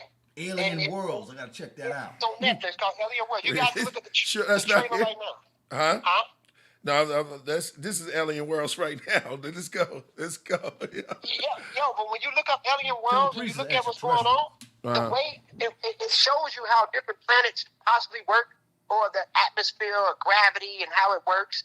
And the way we think of how extraterrestrial and how planets work, it's not as easy as arrogant fools on the planet Earth think they think they can do shit. You know, Exactly. It doesn't even make sense. Like he said he'll go to Mars in 2024, and I doubt it. I honestly doubt it. You know what I'm saying? Not denouncing. See, I do believe that there is life outside of planet Earth. There's only 6 elements that's responsible for life: carbon, hydrogen, nitrogen, phosphorus, sulfur. If you understand, Exactly. stars, I was saying that last. I was saying that last time about right, that. so if you can get those same components in a proper environment and proper atmosphere, the chemical reaction can happen again in multiple places. And I also understand, multiple dimensions and how conscious behavior work in different signals, different layers of reality within itself. Well, extraterrestrial doesn't just mean one angle of what we think it do. Well, here's the thing, Ngozi. I'm glad you brought that up. There's evidence that I think that life started on this planet maybe like multiple times, and think that think about the common compounds of life: carbon, sulfur, hydrogen. What's the other element? There's carbon, hydrogen, oxygen, nitrogen, phosphorus, and sulfur. Okay, we know that these are key elements. So if it can't just exist on one planet, that's absolutely absurd. Yes, and even if it do exist on other planets, it might be other components that make life function. Like let's say on another planet, gravity moves in a different center. Like for example, right now gravity pulls us down, right? But in another layer of atmosphere, time, and space on another planet, you might have beings that just only can float around, and if they go down, they die. Wow, you know what I'm saying? You get what I'm saying? Like we're down, but we know if we can't go up because gravity pulls us down. But you have other planets where gravity moves in the opposite direction. As they go down, they can't because they die because gravity pulls in the opposite direction based off how time and space work in that reality. So it's a lot of different things and how elements work. Like you can have life that looks completely different from the life. Like even every organism here, from anything that has a vertebrae or something anything from the base root has something in science called the homeo toolkit or hoax gene. Yeah. I was just looking at that the other day. By the way, we all have the same limb proportions. That's only biological. I mean, like for example, we're connected to the universe atomically. We're connected to the Earth chemically, and we're connected to one another biologically. And if we understand the hoax genes, we can see how everything at the base root has the same similar components. That's responsible for all our limb proportions. For this planet chemically, the reaction that's responsible for the signals that makes us here, that drives us here. And on other planets and other times of space, life might function totally different than what we can see. It's a complexity to how we deal with life, man. It really is. It's a beautiful thing. Life is very. I'm gonna keep it real with you, with all of you guys, man. You, Priest, AD. I think that there's two scenarios. Either we're alone in the universe or we're not. Both of them are equally. Give him a ball for that. Equally terrifying. You gotta think. It's very because then when you say, well, if we are alone, what are we doing? Because if we're alone and then nothing is out there, that means that we have the responsibility to seed the universe or seed the galaxy. How do we do it? Then, if we're not alone, who are they? How did they evolve? I mean, it's just a mind-boggling anomaly. It's amazing. It's beautiful, actually. Well, they have life underwater. Man, life exists in all stages. Mm-hmm. Yeah, under the ocean. We're going to find life soon. And it's going to change. Well, it's going to change. There's It's going to stuff on change. the planet that we haven't figured out yet. Exactly. They ain't even been to the bottom of the ocean yet. Yeah, what's that? Jim Cameron is doing the Avatar movie. I think Rasul knows those names too. You be knowing these names. Yeah, Jim Cameron. Jim Cameron. No disrespect to him, but Jim Carrey. His ass went down. Excuse my language. He went down to because they filming that Avatar movie, and I think the next film is going to take place primarily underwater. So this guy Jim Cameron, because he got the money to do it, he goes all the way down to the ocean. That goes James. That's his name, James Cameron. Okay, James Cameron. Sorry. Yeah, James Cameron. Sorry, Jim. Sorry about that. But this guy, I ain't go with the name. James Cameron. Okay. He got a scuba dive. I'm Just trying to jump over the James boat. Cameron, Jim Cameron. I be forgetting their names. Yeah. But he went name down. is He that went. game. You guys know about this? He went down. He went down to the deepest part of the ocean, right? For a test experiment for the Avatar 2 film. Yeah. And he made it back up. He just went and dove down in there. You hope he made it back up. The guys is interviewing him. I watched the documentary. They say, "Hey man, you sure you want to do this?" He's like, "No, I'm doing this. I'm They doing should've it." interviewed He him. went down there, and so yeah, they doing. They interviewed him under the water. Or they waiting for him to come back up. This there it is right there. Ngozi show. I'm sorry. AD is showing it. Look at this. Ngozi, you watching this, Ngozi? Ngozi, that's priest. Look at. No, I'm talking to Ngozi. Look, this guy's he did this as an experiment so he can get certain shots for the new film. Okay, so James Cameron was the only guy that been James Cameron. Okay. He's the only fool. Right. He's the only fool. Not even no scientist did this. He's the only one that went down there just to get a couple of shots in this film. He did it. That's a lot just for a camera. Look at that. He could have Googled that. He went all the way down. I'm gonna keep it real. Keep it real going wrong. So yeah, it's an amazing. It's amazing. Yeah. It's amazing. Yeah. I think they already found life. They just don't want to tell nobody. Man, they found life. But then when you get into deeper understanding of life, and you really, I mean, what is it really? How do you define it? The elements that they say that's responsible for causing a chemical reaction for life is the components that we need for life. Those are still stages of life. So how do we define life? Really, what is it? Bro, it's all different stages of existence that's undefined and defined. In some aspects they know, and some things they don't know. Some things they still figuring out, some things they're not figuring out. But it's a lot to reality that's undefined. It really is. Some things that we can see, some things we can't see. Different layers to reality. It's crazy. Yo, Ngozi, I know you from the Shy. Did you ever know Dr. Delbert Blair? I met Dr. Delbert Blair when he used to go to a store that used to be in Oak Park, Afriware. Right. He came there one time for they brought him there, the bill on the podium one time.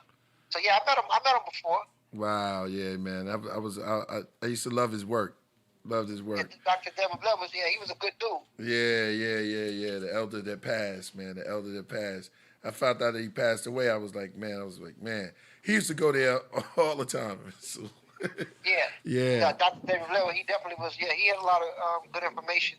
Yeah, exactly. Metaphysics. Exactly. Powerful. Huh? He was powerful. Yeah, definitely. Yo, man, this is getting deep. Yeah, this is getting heavy, bro. Yeah. So my question is, if they shut off the AD, you was expounding on that. If they shut off the internet, what happens? How do we communicate? What's going on? Real talk. I mean, think about it. I mean, when people lose their cell phone, they don't have 5 hours or 6 hours, they lose their mind. People gonna be out here. It's gonna be anarchy out here. Without the system and the tower shut down, and they can't talk to people. People got family members and children that don't live in a city that they got to reach out to. It's gonna be anarchy. They can't. The machines can't. You can't even go. You can't buy things. It's gonna be messed up. People are gonna be breaking. It's gonna be chaos. Yeah. They shut the internet off. It's over. Yeah, human beings are so dependent, and we're not like our ancestors who were more, active. Hunter gatherers. Yeah, we not like them. In nature, you looking at nature. He went all the way there. What's so funny about that? That's real. Yeah, exactly. That's real. Yo, man, I'm gonna keep it real with you. If I went, I'm tell everybody in this room. I know how to make fire. I was taught how to do that. That's real. If I go into the forest with any of you and y'all don't know how to cut down no trees, or you ain't got no knife, and I'm the only guy over there making the fire, I'm gonna look at you strange, yo. Come on, man. Yeah, we need to play that. I'm like, Come yo, on, baby, light my fire. I'm like, yo, man, go over there and chop them leaves down, man. It's about to get dark, yo. Human beings are weak now, man. Yeah, make fire. You gotta know, yeah, I know how to fish too. That's real. No, you gotta know that. It's the things you supposed to. You know how to make a bow and arrow? Yeah. No lights. All these guys in You the off, wait, feed. somebody, well, Rasul, you ready. Oh yeah. All I need is a knife in the woods, yo. When the lights go out, it's gonna be completely Knife. dark. All you need is a knife. That's, man, that's Because a knife, you can that's cut giving trees you down. everything. And that all you need Hands, is, G. no, you can't. Well, hey, listen, you gonna need something sharp I'm to just stab saying. somebody. And it might be an You gotta shop animal, around. a bear, a grizzly bear, a black bear run up on you. What you gonna do? Or a mountain Now you lion. gotta sleep. You gotta sleep in the trees. You gotta sleep in the trees. They Yeah, said the alright. ground is the worst thing, right? You gotta go up in the trees and sleep because they said the worst thing. You gotta be like a bird. Hey, listen, ain't no human being sleeping on no daggone tree. A treehouse. Never heard of a Oh treehouse? yeah, treehouse. Yeah, you right. If technology shut down, yo, human beings are gonna go crazy. Real You gotta think talk. about Yeah, it. When the yeah. light, when the sun go down, I mean, all the lights is out. People are lights gonna is out. they're gonna go nuts.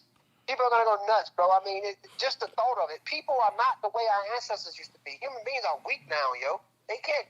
Motherfuckers don't even like to walk no more to turn the channel on the TV. They lose their remote. They go crazy. Yeah, that is That's how true. people act now. You seen that movie I Am Legend with Will Smith? That's- It was based on the Everybody seen concept that everyone went crazy because of a vaccine. Oh you no. go. So everyone took a vaccine, went wild and crazy, started killing and eating each other. The whole place shut down. And Wait a minute. So you saying they took the vaccine and they start eating each other? Yeah, they I ain't they getting that. I turned ain't into getting the zombies. COVID, yo. So the zombie apocalypse was from 19. You gotta see, vaccine. They got some new 16s. I Am Legend. Yeah, exactly. No, that's a good move. No, that's for real. That's a good. That's one of my favorite sure movies. they Big got up to Will Smith for that because that joint was hot. Yeah. That joint was hot. I don't think Will got a lot of credit for that movie. Yeah, man, that's it's heavy. They said, "What if Littles was there?" And little, They went up I would have before, stomped. I would have stomped Littles out. Ngozi Littles is a guy. Yeah, I told a story of me when I was living in the projects. I had to go to school, man. He's another. You from Chicago? You know what I'm talking about. And I had to go to school over there. And Littles was in my class, but he was from a different projects. And I had to knock him out at fourth quarter. I told that He story. said he jumped you. Yeah, he jumped me. Him and the homies from 46th Street. 46th Street Projects. He's real short.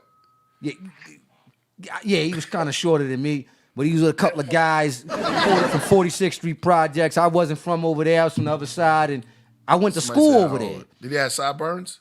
Nah, man, he was a young boy, man. We was Can't all get young knocked out. boys. Yeah, you can't. You know what I mean? Yeah, But sideburns. they jumped me. The whole thing was, hold on, Guy's a Ngozi. grown man. He jumped me, but I had class with him at fourth quarter. So when he came in, I said, "Yo, I'm gonna bust you. You gotta give me a fade. You gonna have to give me a fade."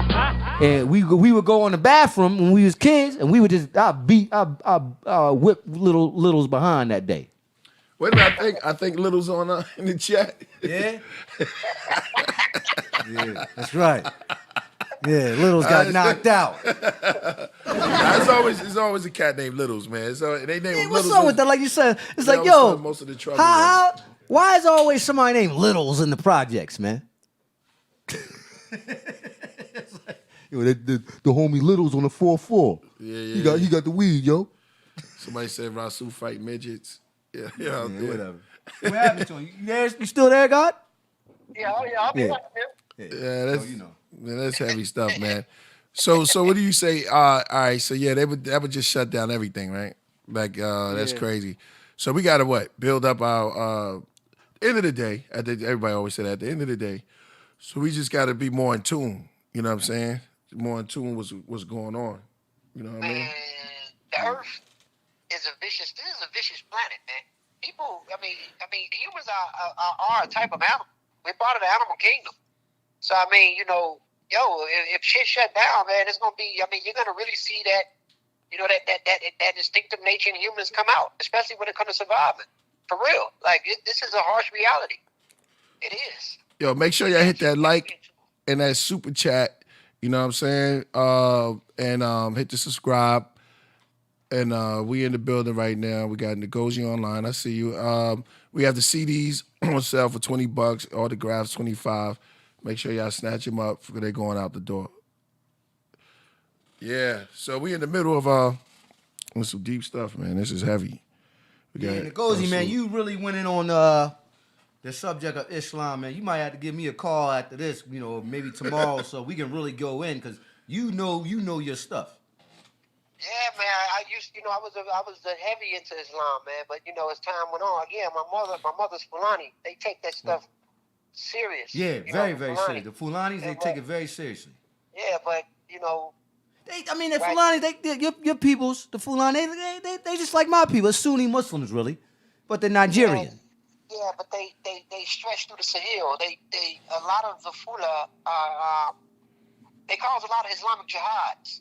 Right, they do. They're so caught up in it. You know what I'm saying? Yeah. So it's like religious fanatic. Once you become a religious fanatic, man, it's a problem. A zealot in anything, even with Christianity. Yep, zealot. Yeah. So it's like, that's why those Arabs can come into their country and manipulate the situation. Bro, the Arabs, they did so much, and I'm not talking about people in the Arabian Peninsula, because there are people in Arabia. Yeah, that's why I hate talking about them. But me and you know the history, yo. Yeah, we know the history, and there are Arabs who speak out against the system that the shit that going on in Arabia. Mm-hmm. But the thing is that the elites of Arabia is so disrespectful.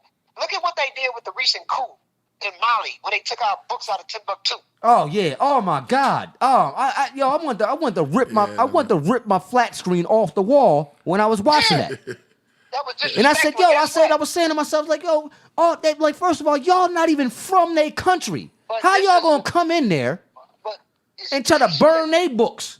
But this is the disrespect. We got to think about what's going on. Because the people are so religious, the upper class elites that control the country allowed that to happen. Those upper class Mandinka, they allowed that to happen, not the citizens.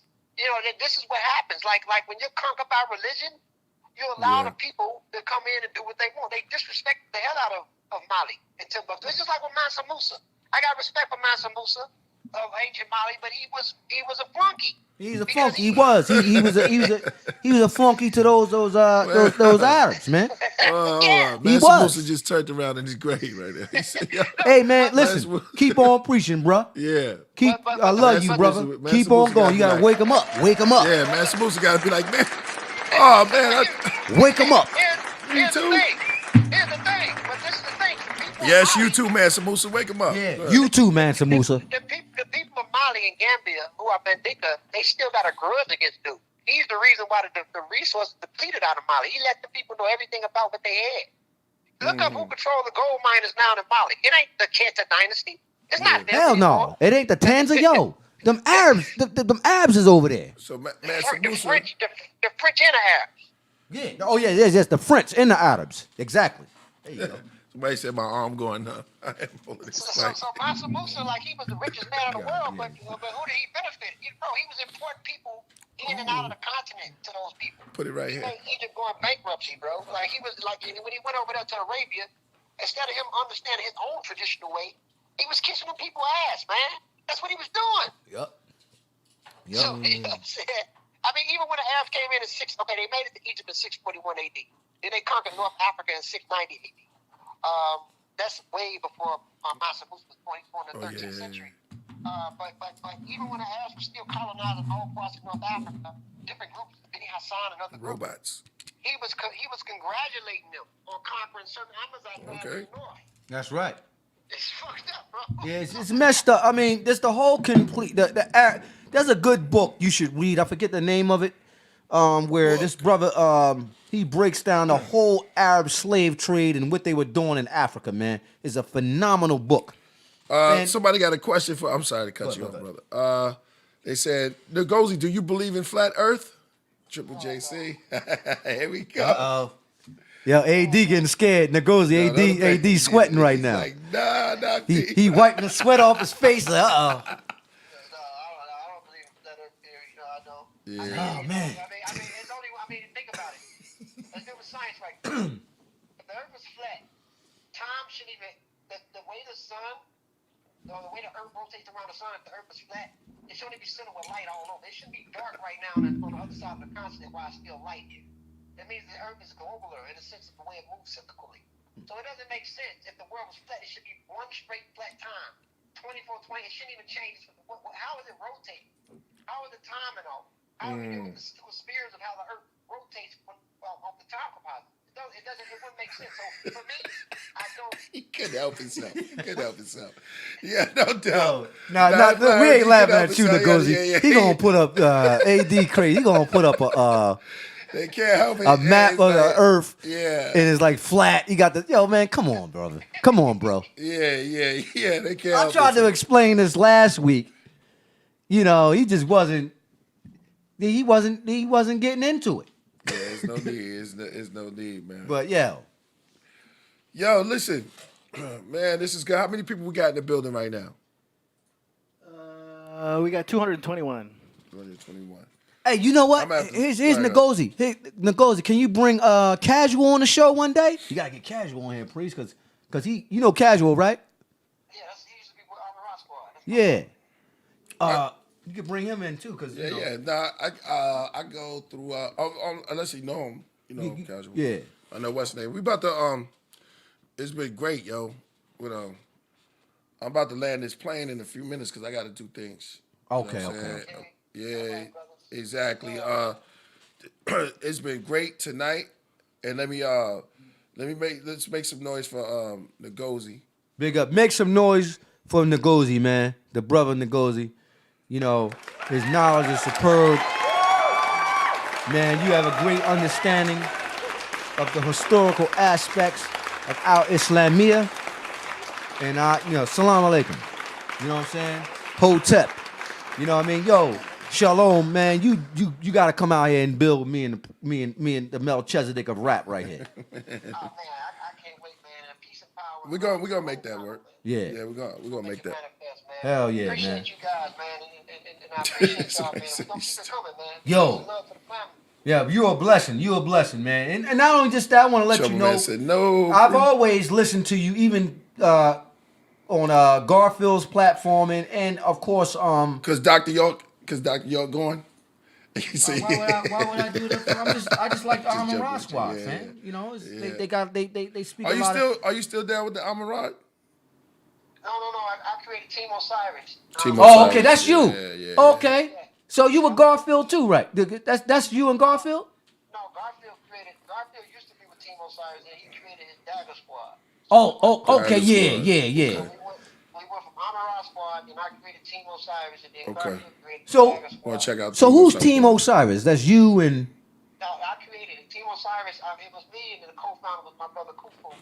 And Okay. Osiris is the acronym for Our Solution is Revealed in Science. That's dope. Okay, that's dope. You took the. That's hype. I like that. That's dope. We made it for that. So we talk about, science, and we talk about X-Men, we talk about all that. We got a few shows. Shit, You guys my talk about bad. Team Osiris. We got a lot of shows on YouTube, man. A few of them running around. Awesome. Yeah. So man, listen, man, we support you to the utmost, man. Keep studying and keep having a brilliant mind. Because your mind, you're on a whole nother level, brother. Yo. Man, we got to free ourselves from the matrix, man. Proper meditation, proper thinking, right action, right speech, right thought. And once we activate that, man, this reality, and I know you guys got to go, but it's ultimately a hologram. It's ultimately a simulation. If we really, even when we understand it, I have a degree in biology, but outside of that, just understanding the breakdown of substance and understanding how particles work, and just going to the deeper, truly get in tune with consciousness and free yourself and liberate yourself from the matrix, man. You are the control of this whole reality. And without you, the reality really doesn't exist. So people got to get to know themselves to control the narrative and their own personal setting to control everything around them. So right action, right speech, right thought, proper meditation, tap into the idea of what we feel that is self, which ultimately isn't. But there's some deep shit going on out here, man. Free yourself from this shit, yo. But all this shit's a game. Hell yeah, definitely. You know what I mean? Yo, make some noise, yo. Make some noise for Ngozi, man. Whoa. We got some people up in the house. Shout out to you. We got the homies in the house, they in the background. Yeah, exactly. You know? Exactly. We was at the house for that was a great party, yo. Yeah. That was a great My party. man. I learned, what's the name of that I game? got a little earlier. My brother Rasul went in on Islam, though. A lot of people don't know about Islam, but Rasul know a lot. I'm glad to hear that, brother. Yeah, well, here's the thing. That's a lot. Let me That's a lot coming from you, bro. Before we land up, I'm gonna say this, man. My first teacher was Imam Shamsuddin Ali, and I went to the Sister Claire Muhammad in West Philadelphia, where I was born and raised, and I also attended the Cuba School of Arabic Studies, which is right on Lancaster Avenue, on I think about 48th in Lancaster. Still there. So yo, man, I was born and raised a Muslim. I went to Islamic school when I was a kid. I'm talking about school, like Catholic. You know, motherfuckers go to, excuse my language. You know, people go to Catholic school. I went to Islamic school when I was in elementary school. So nobody can tell me. Hold on. Don't put on that, man. Come on, this is real talk. We talking about Islam. Don't yell at AD, man. Come on, I'm just saying. This is. He making it Ngozi work. knows what I'm talking about. When you speak about Islam, we all know what you understand. It's serious though, because people are looking at this. Listen, to all you Muslims out there, you better know your Quran. You better know your Arabic. You don't come to me. You like the boogie Islam. I'm the boogie man when it comes to it. You better know your stuff, yo. You better know your stuff, or I'm gonna insult you and I'm gonna walk away. I'm gonna act like the Arabs. Away with my love. Yo, you ever ask an Arab a question about Islam and they look at you strange because you're African and you live in America? Yeah, they like, why this nigga asking me that? Yo, with that note, yeah, no doubt. Yo, listen, I wanted to play something before we leave. Where we had that one song that you download, because somebody had sent in a song, so I wanted to play this song before we bounce, and then we out of here. Kingdom Come. Kingdom Come. Yeah, you got to listen to it. You got to hear this song. Oh, this is. You want to hear it, Ngozi, or you out of here? Yeah, I'm gonna rotate. I'm gonna go to the YouTube and check it out, King. All right, brethren. Peace. Brothers, peace and love. Peace and love, my brother. Assalamu alaikum. He was out of here. Go ahead. Nah. Oh, he's a Muslim. It's good though. No, he's good. Yeah, he has to be a Muslim. I told you that. The knowledge. Yeah, he knows. Only Muslims know that. Unless you educate.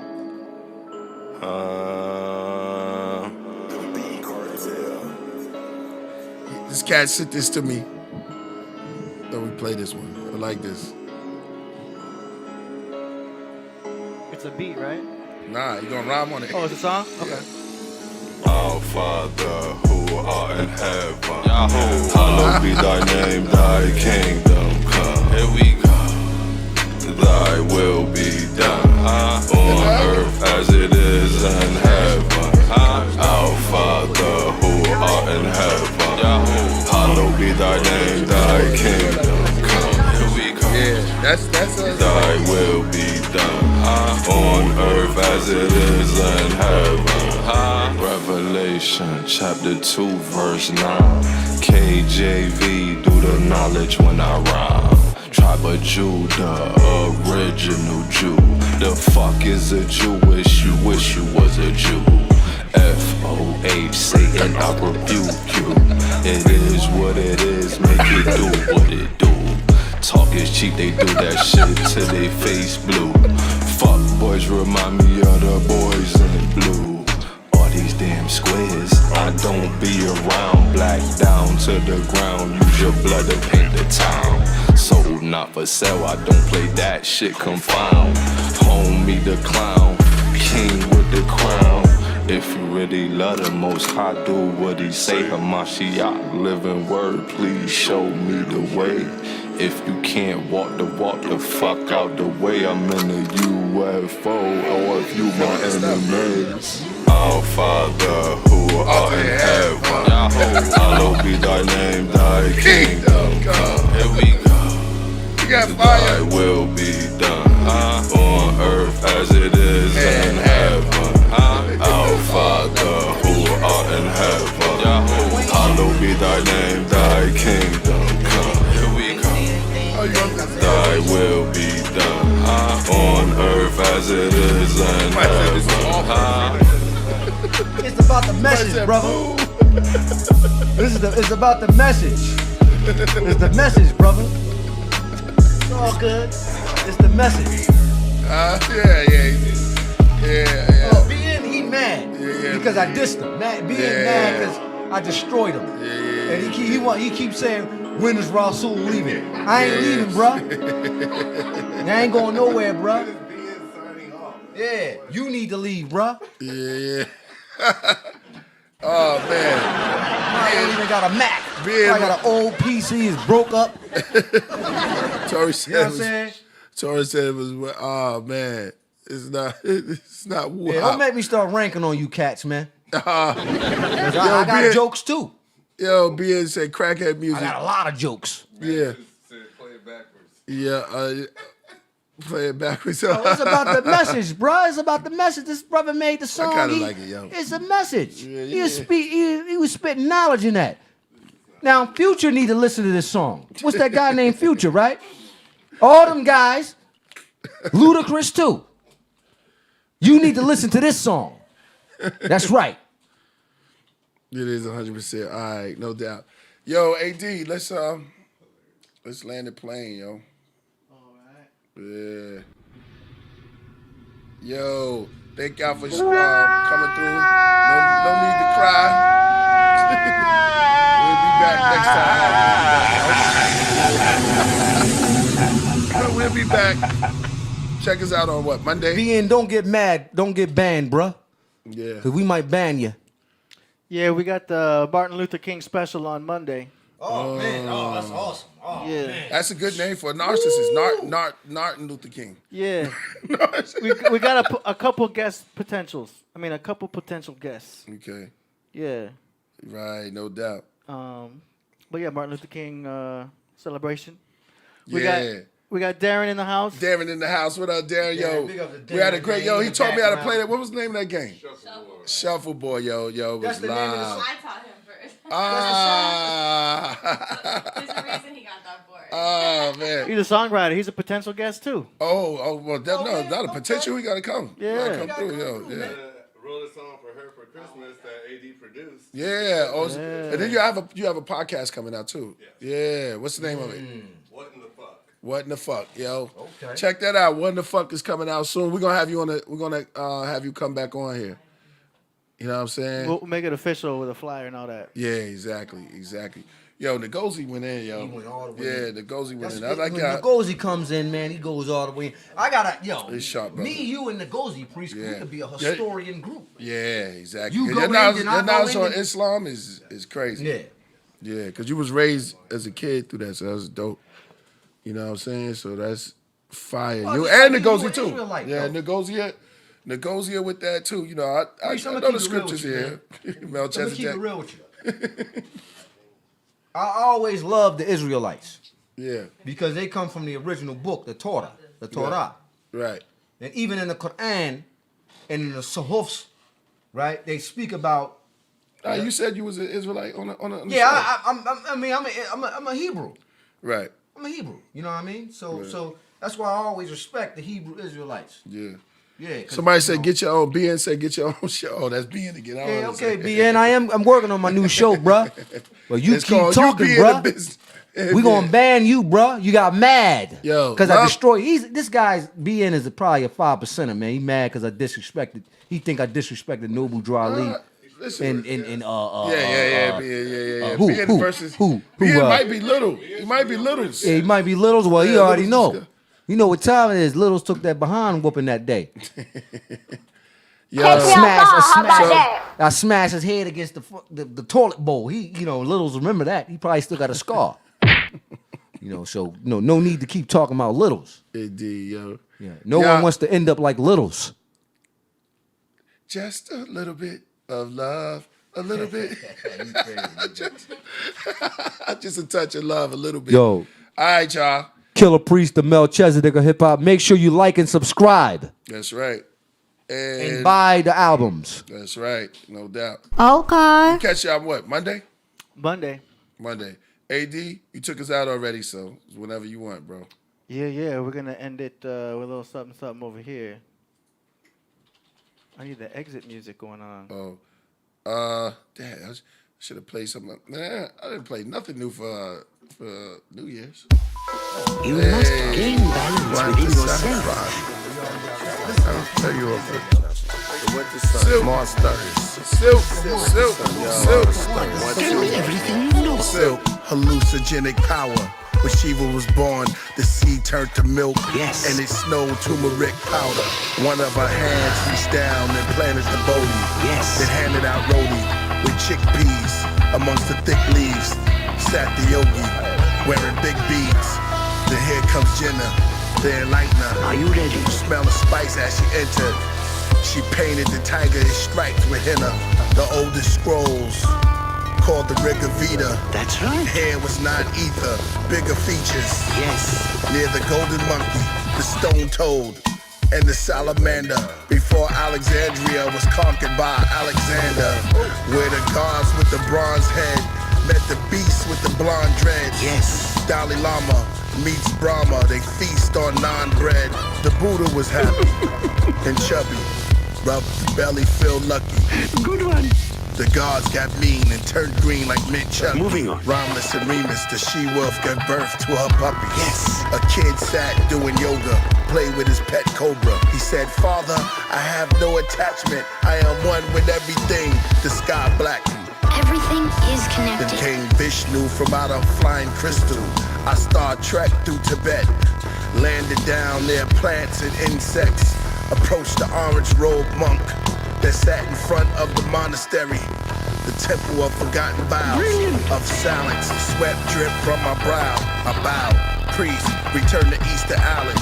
Witness me coming down from a cloud. Holding the mic, hold back the crowd. Melchizedek inheritance, genetic transmission, mysteries of El Leon. Feel the wizardry as you impale to a stone. That's word to Ganesh, killing Dumbo. In the Laura Temple, a Ajanta cave in the jungle. Beneath the stars, many of the ancient gods depict bulls, snakes, birds, or card. Original manuscript held as archives, locked in the vault. Through the cobwebs and smoke, the living dead, spells said and ghosts. The deepest rhymes I ever wrote, beneath the shrine of the goats. Wet, naked, and soaked, from a baby male to Gabriel, riding Haley's tail. Comments hitting your conscience like 80 wells. The teachers in their pride, vain boast, they know nothing. This mic holds substance, and it is they who obey and truly succeeded in achieving total ignorance and sheer bliss. I'm here for years until I'm gone. I'll leave saffron. Saffron. It's saffron. I leave saffron. So as he was the priest of Zohar, born inside of a stone egg, fell off a mountain, cracked, came up, be wrapped. Perhaps I take you to the temple soon. You all meet your doom. The smell of perfume. Accept the reality